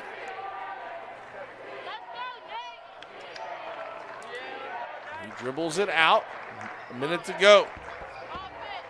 In the corner, here's a drive baseline. Teschendorf gets a hand on it, but Orr cleans it up. Resets, one-on-one with Fitzgerald. See what Coach Ashworth wants his ball club to do. Orr just creating the space. I think he'd just like them to run this clock down and take the last shot of the third quarter. Yep, they've been patient on the offensive end all night.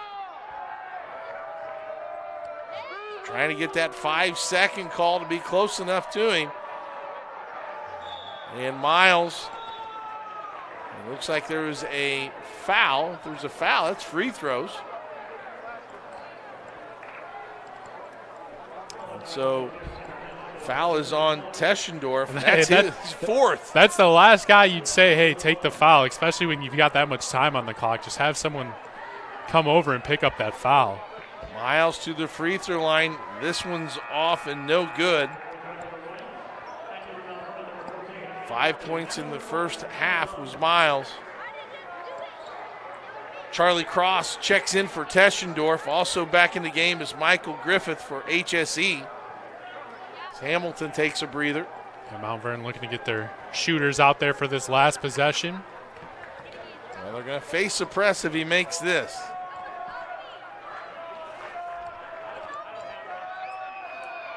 Second free throw, can't get it to go. Orr with the rebound and score. Nate Orr has had a great third quarter. He sure has. No one put a body on him there and was able to pick up the miss there rather easily. Smith stopped at the lane. Three on the way by Doherty. Off, no good. Battle for the rebound, and that'll do it for quarter number 3. A quarter dominated by the Hamilton Southeastern Royals. And they'll take an 8-point lead as we head into quarter number 4 on IndianaSRN. From warehousing to transportation and everything in between, Piper Logistics does it all. Centrally located, Piper Logistics has 2 warehouses in Indianapolis and a warehouse in Cincinnati, Ohio. Piper Logistics houses over 1 million square feet. Along with our transportation department, We can provide service to half the United States markets.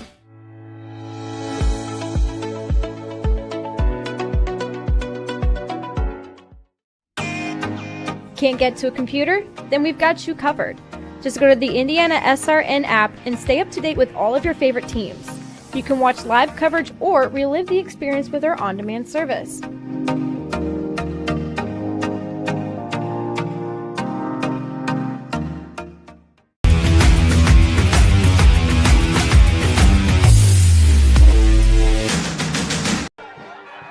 A third quarter dominated by Hamilton Southeastern. They win the third quarter 18-6, and our total now becomes 35-27 in favor of the Royals. Woody, big quarter there for HSE. What do you expect heading into the final quarter? I think we're going to see what we saw the last couple minutes for them really drag it out and be very deliberate on the offensive end, slow things down and wait for a good look around the rim. Neither team really had much success from the three-point line this game. And for Mount Vernon, they just have to have someone else step up here. And it's going to have to be big because right now it's been Wells really doing it all as 19 of the 27 points. We think about quarter number one, Armani Wells had all 9 of Mount Vernon's first quarter points, and he had all of Mount Vernon's third quarter points with 6. He has 19 for the game. Without Armani Wells, they would be struggling. Smith picks up his dribble. Contested jumper in the corner, no good. Ball's on the floor. Doherty picks it up, finds Cross. Mount Vernon yet to hit a 3 this game. See if they can get one to fall here. The Royals playing excellent defense. There's a pass inside, knocked out of bounds, and they're going to say it went off Doherty, not Orr. And I think right there they kind of had the roles reversed. You should have had Wells down there posting up. And instead it was Doherty. He's a little bit less size trying to get the angle. Let's see what Mount Vernon looks like falling into a 1-2-2, maybe a little half-court trap or 1-2-2 zone. Orr for 3. Back iron, no. Smith gets the rebound. He tries to push. Good transition defense by the Royals. As our halftime score of the City Alliance semifinals, Addicts leads Washington 39-25 in that game. The winner will take on Cathedral for the championship Monday here on IndianaSRN. Tip-off for that is at 7:45. Addicts had this upset last year in the championship game, looking like they're going to try and do it again. And they're going to call a foul on the perimeter as Smith tries to drive. You know, Ben, that's one way Mount Vernon can maybe get a 3 ball to go and at least cut into this lead, attack the rim, draw some fouls, get to the free throw line. Yeah, that's something they can try and look for. We mentioned in the third quarter, they're still looking for their first 3-point bucket. But on the other end, HSE only has 1 made, and it came in the first quarter. Julian Smith with his first field goal of the game. It comes at a good time, cuts that lead down to 6. 35-29. Get it inside to Griffiths. And as bad as that third quarter was for the Marauders, they're still right in it. Just a 2-possession game. In the corner, 3 on the way. No. Rebound by Orr, and he'll draw the foul. Nate Orr with 14 points, 9 of those coming in that third quarter. Now this is the second straight time we've seen him take advantage of that mismatch on the glass with Cross guarding him. I mean, Cross only comes up to his shoulders, so he's been physical down there, and now he's getting rewarded for it. When you change to a zone, that also changes your block-out responsibilities. As Orr is able to connect on that first free throw. He's now 5 of 5 from the charity stripe. Make that 6 of 6, and with 16 points. And that's something I just think you see at the high school level a lot is guards don't really know the emphasis of going and turning around and finding a man. It doesn't matter if it's the guy you're guarding or not. You just got to turn around and hit somebody. And And a lot of times they're either looking to leak out or just hoping the ball falls to them. Well, and it does take, I mean, it's a 1-2, right? I mean, it is effort. 15-footer by Smith is good. He's now got 2 field goals in a row. And Mount Vernon's going to put some extra pressure. And that's a guy that can get hot quick, so if they can keep finding him the ball and get him good looks, he'll knock some more down. Hamilton up top. Into Griffiths. The Royals not in any hurry to get their offense going or get a shot. There's a skip pass, or reverses, and he's going to draw some contact. And a foul on Doherty will send Orr to the line again. So I mentioned it was in the first half, it was Hamilton drawing a lot of fouls. Now it's Orr picking up a lot of these fouls here against Mount Vernon.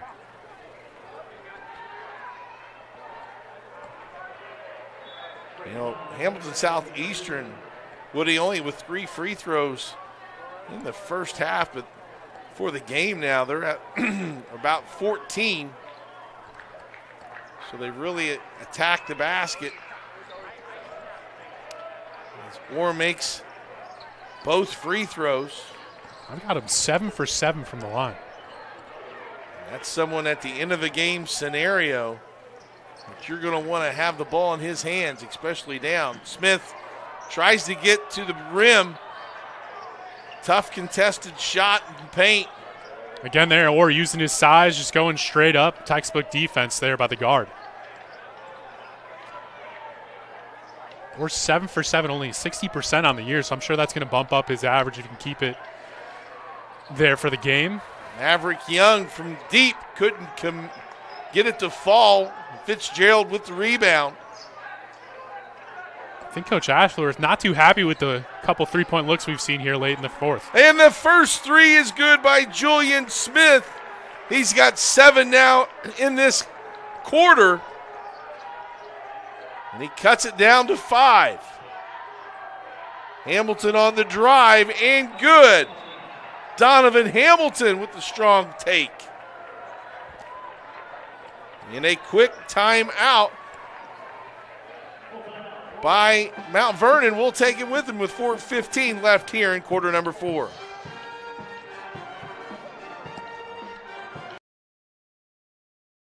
At Morales Group Staffing, we are all about building better futures. And during these times, we are working hard to put people to work. We are now hiring for hundreds of jobs with pay up to $17 an hour. Visit our website at moralesgroup.net or text JOBS, JOBS, to 317-472-7600 to apply now and get hired today. We encourage you to subscribe to our YouTube channel, IndianaSRN. Hit the bell to get notifications for upcoming games and more. Watch as many games as you want, as many times as you want.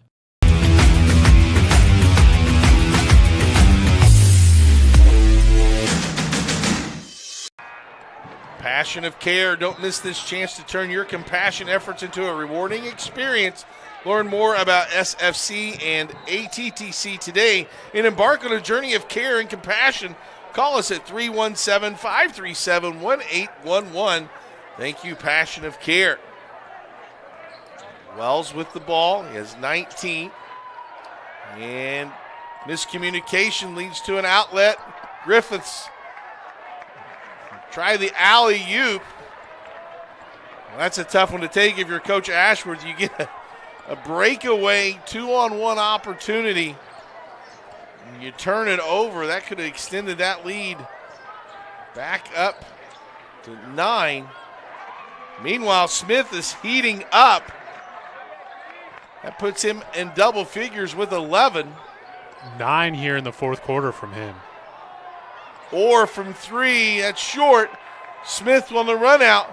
Up to Parra for 3 in transition, no good. Hamilton with the rebound. To Griffiths. And Totten will pull it back out. Good decision by the 6'2 junior. He now drives, off-balance shot, no good. Teschendorf clears.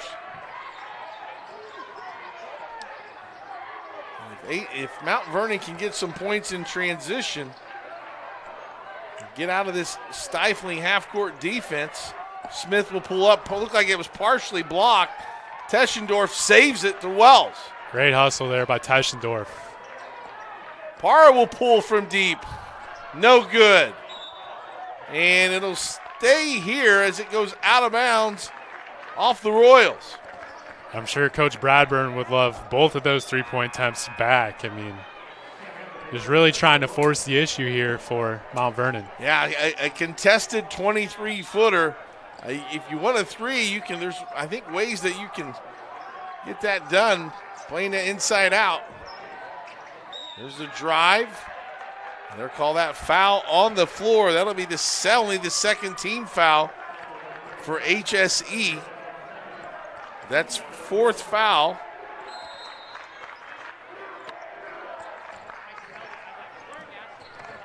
Parra will collect the inbounds to Smith. He's been hot this whole quarter. That foul was on Anthony, his second. Here's Wells, spin move, skip pass. Teschendorf from the post. Shot fake, no good. Smith comes in to get the weak side rebound and draws the foul.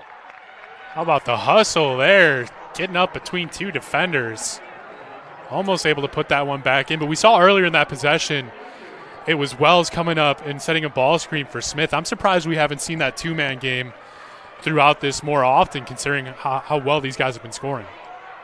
Smith at the free throw line, 81% hits that. He's now 3 for 3. And he cuts the lead to 4. See there, Smith just sneaking in and drawing the foul. Substitution, Totten checking back in. Anthony to the bench for HSE. Second free throw is also good. And it's now one possession game. Here comes a trap. And a travel violation on Orr. As the pressure in the corner, not only do you get the two defenders, Woody, but you also get the sideline and the baseline. Yeah, you mentioned maybe they'd go to press here at some point, and they did there, and it pays off, and now they can have a chance to tie this one up. Wells thought about a three. Good recovery by Griffith. In the passing lane, Smith in the corner, three on the way. Rims out, no good. Up down the floors, Hamilton can't get it to fall. He wants a foul. And under 2 to play. And as bad as that third quarter was for Mount Vernon, they got outscored 18-6. They're right back in it. Now they got the crowd on their side. And they're going to take a timeout with 1:51 to go. Don't go anywhere, folks. It's IndianaSRN.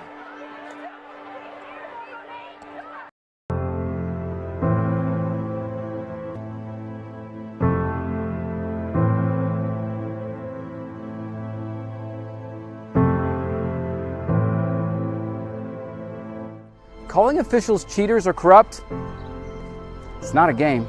Insulting referees, it's not a game. Threatening officials, it's not a game. Berating young umpires, learning the ropes, it's not a game. Violent language in the stands, it's not a game. Verbal abuse from the sideline, it's not a game. Screaming at a referee in the parking lot, it's not a game.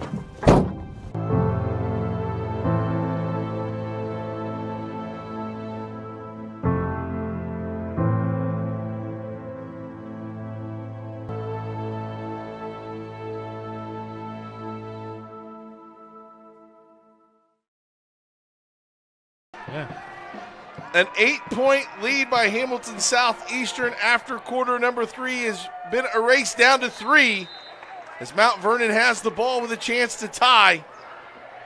Coach Bradburn with a timeout. Let's see what he draws up. Smith on top. One-on-one with Hamilton. Drives, good defense. Pivot foot, and was it a travel or a foul? I think that back ref called a travel. Coach Bradburn is not happy as they call the travel. Or is he signaling a foul on the floor maybe? Is that what they're upset about?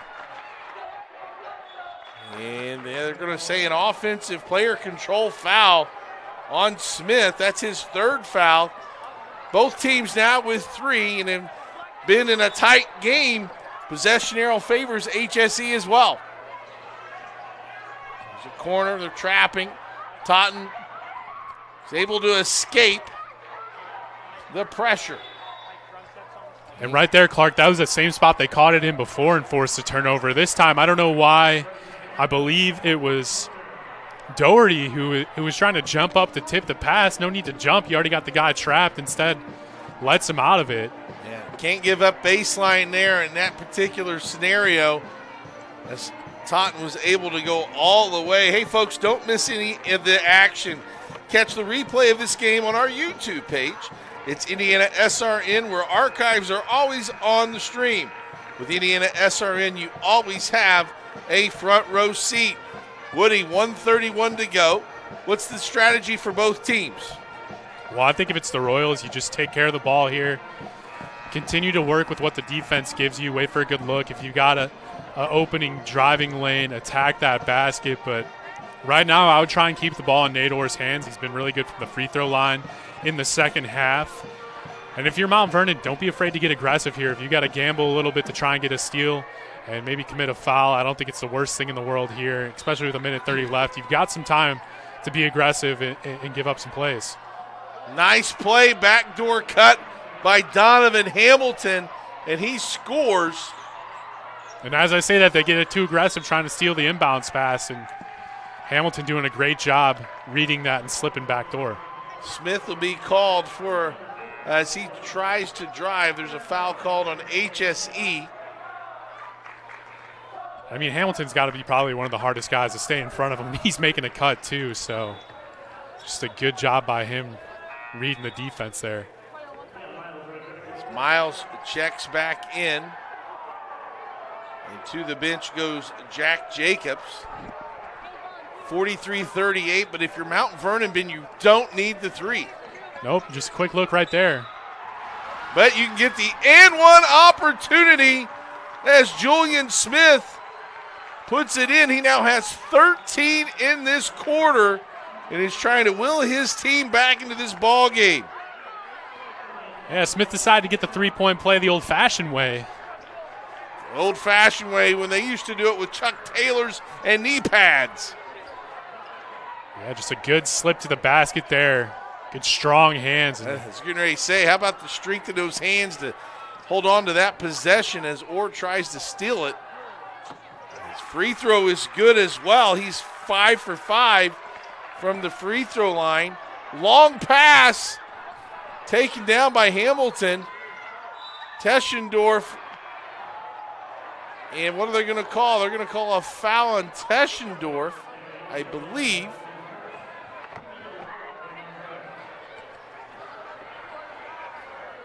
As looks like Hamilton will go to the free throw line. I'm sure he's the one guy that Coach Ashworth is confident in. If you throw that ball up there, he's going to go and high point it and bring it down. 1 for 4 from the free throw line. Gets the bounce.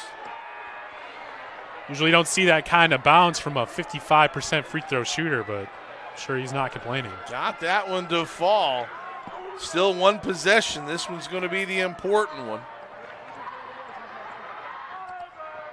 And you're also going to see some strategy by these coaches doing offense for defense in terms of their substitution patterns. That one looked better. Hamilton now with 9. 4-point lead. I think you're going to see them try and get Smith the ball back here at some point. There it is in the corner. Can't get it the 3 to fall. Hamilton will get the rebound, and he's fouled. And that'll be team foul number, that may be team foul number 5. Yeah, so that'll put Hamilton back at the free throw line. as HSEs and both teams have earned the bonus. That was a quick look there for Smith, but, I mean, he's had it going here in the fourth quarter, so you'll take that. And unfortunately, the three-point line just has not been kind to Mount Vernon tonight. And Armani Wells has yet to score here in quarter number 4. As Hamilton hit his last 2 free throw attempts. He is 3 of 6, 9 points. And you see now he's found his rhythm. Got that friendly roll. His last time at the charity stripe. Since then, he's confidently knocked him down. That one's no good. Wells will get the rebound. Loose ball. And good hustle by Orr, but they're going to say he was out of bounds.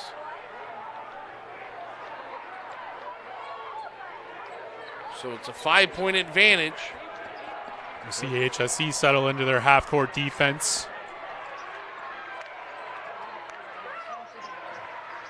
Smith, skip past Tapara, contested 3 is short, maybe partially blocked. But it'll stay here with Mount Vernon with 40.7.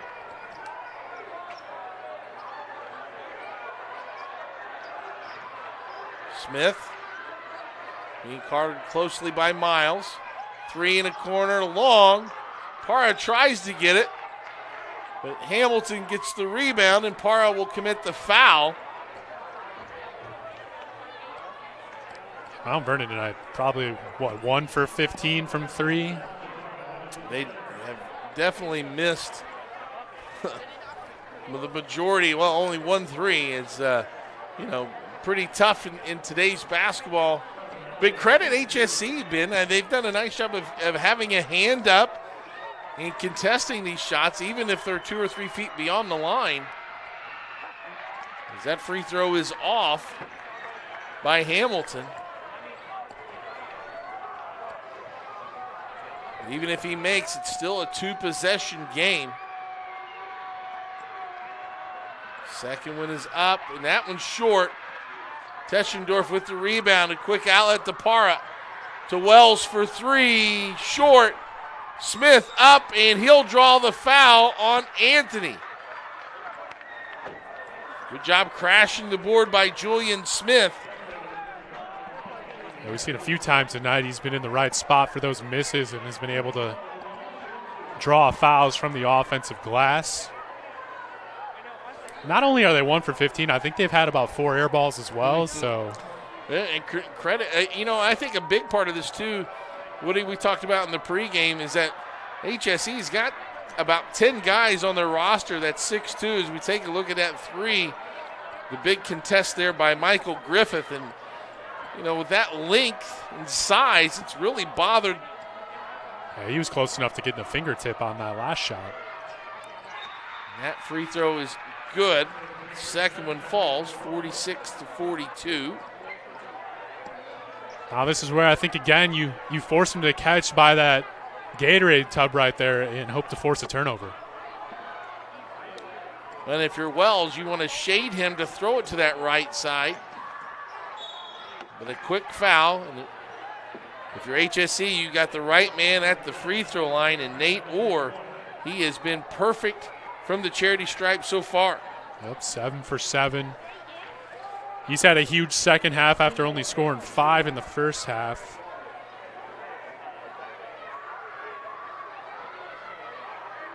That's 17 on the night. That one misses. So he'll get another shot, but still a 2-possession game.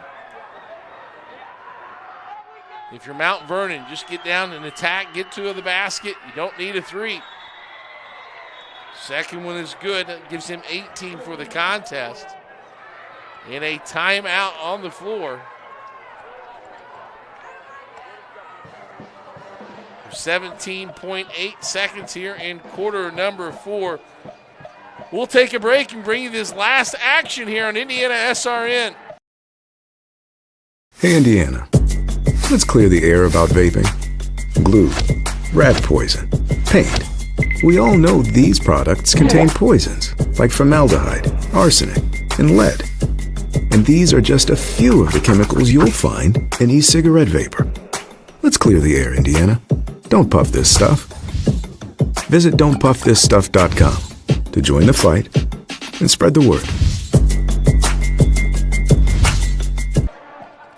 Unleash the power of passion. IndianaSRN, where you always have a front row seat. Contact us at sales@IndianaSRN.org to discuss how we can customize a sponsorship package that maximizes your brand and exposure. We are Central Indiana sports leader. Clark Chafin, Ben Wood, Nick Lewis, Eric Eaton here, bringing you all the action. Woody, 17.8 if you're Mount Vernon. What did you say in that huddle? I think really you got to tell your guys you're not out of this one. Let's get a quick bucket here. And I think they'll try and get something quick here to Smith, maybe a high screen and give him a dribble pull-up for three. Smith, here comes the double team in the middle to Teschendorf. He makes a little 12-footer and a quick timeout. That's Teschendorf's first bucket of the game. We saw there the two defenders came up to make sure Smith wasn't going to get a good look. Left him open at the free throw line. He turns and hits that one with some confidence. HSE definitely wanted the ball out of Smith's hands, ran in two guys at him. He was able to find Teschendorf for his first field goal. He now has 4 in the contest. Now, Ben, if you're HSE and if you're Mount Vernon, are you going to try to trap first, or do you play this out in some capacity? Or do you foul quickly? I think you foul quickly. If you don't get a steal on the pass, I think you just go ahead and foul.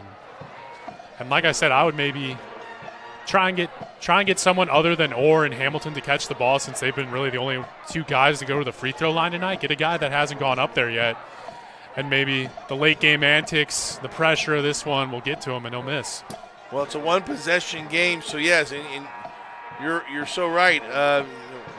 Hamilton's missed his last 2 free throws and 55% on the season. So maybe even you double Orr here. Now you can put someone on the ball. Looks like they're trying to shade a little bit towards Hamilton's way. Get it into Totten, and Totten will be fouled. Totten is 77% free throw shooter. He hit his only free throw of the night after a made layup. That came in quarter number 3. Right off the bat of the third quarter, a big third quarter it was for HSE. 1 free throw made out of these 2 would make it a 2-possession game. And 8 out of the 10 points for the Royals in the first quarter have come, or from the fourth quarter, have come from the free throw line. Totten makes the first. As a timeout now by Coach Ashworth to discuss his strategy. 30-second timeout. Ben, then, if you're Coach Ashworth, what are you telling your players here on the defensive end after this free throw? I think regardless, make or miss, you just tell your guys get back, and you know, you want them to be aggressive and contest the shot, but don't get overly aggressive and force an opportunity for a foul to be called, because a 4-point play could really change things here. I think you just get back and tell them, hey, you know what, if you give up a layup, that's fine, because likely there's not going to be too much time left on the clock. And even if they makes this free throw attempt, probably want to keep that ball in front of you. Exactly. No reason to gamble on anything. Just play them straight up, and this one should come out in their favor. And in the fourth quarter, Addicts leads Washington 63-38. So it looks like it'll be a repeat of last year's championship game in the City Alliance. Cathedral and Addicts, meanwhile, the second free throw short. Smith with the rebound. He'll pull up from the volleyball line, miss, and that'll do it for our game. Hamilton Southeastern at one time trailed 21-15 in the second quarter on the verge, or on a third quarter leading 18-6, comes away with a 4-point victory, 48-44, Ben. Yeah, just kind of for Mount Vernon, it was really two guys getting it done. It was Wells in that first half, and then we saw Smith in the fourth quarter with 13 points alone. So really they just weren't able to find anyone to help those two guys out throughout the game. And I would say just really the long periods they went without scoring back-to-back baskets really hurt them. But a good initial push in that fourth quarter got them back into this one. So you like the fight from those guys, but again, just not having the help there really hurt them. Yeah, some scoring droughts, only 6 points in quarter number 3. Armani Wells only scoring in first quarter and third quarter. Keys to victory for HSE in that defense, and Nate Orr finishing with 18 points as Hamilton also finished with 10 points. So some big contributions and a big team win, and a nice change of defenses for Coach Ashworth as they get their second win in the weekend and third in a row. And that'll do it for us here at IndianaSRN. We'd like to thank our team of producer Nick Lewis and our cameraman Eric Eaton, and for my partner Ben Wood, this is Clark Chafin. Thanks for tuning in, ladies and gentlemen. We'll see you next time. So long, everybody.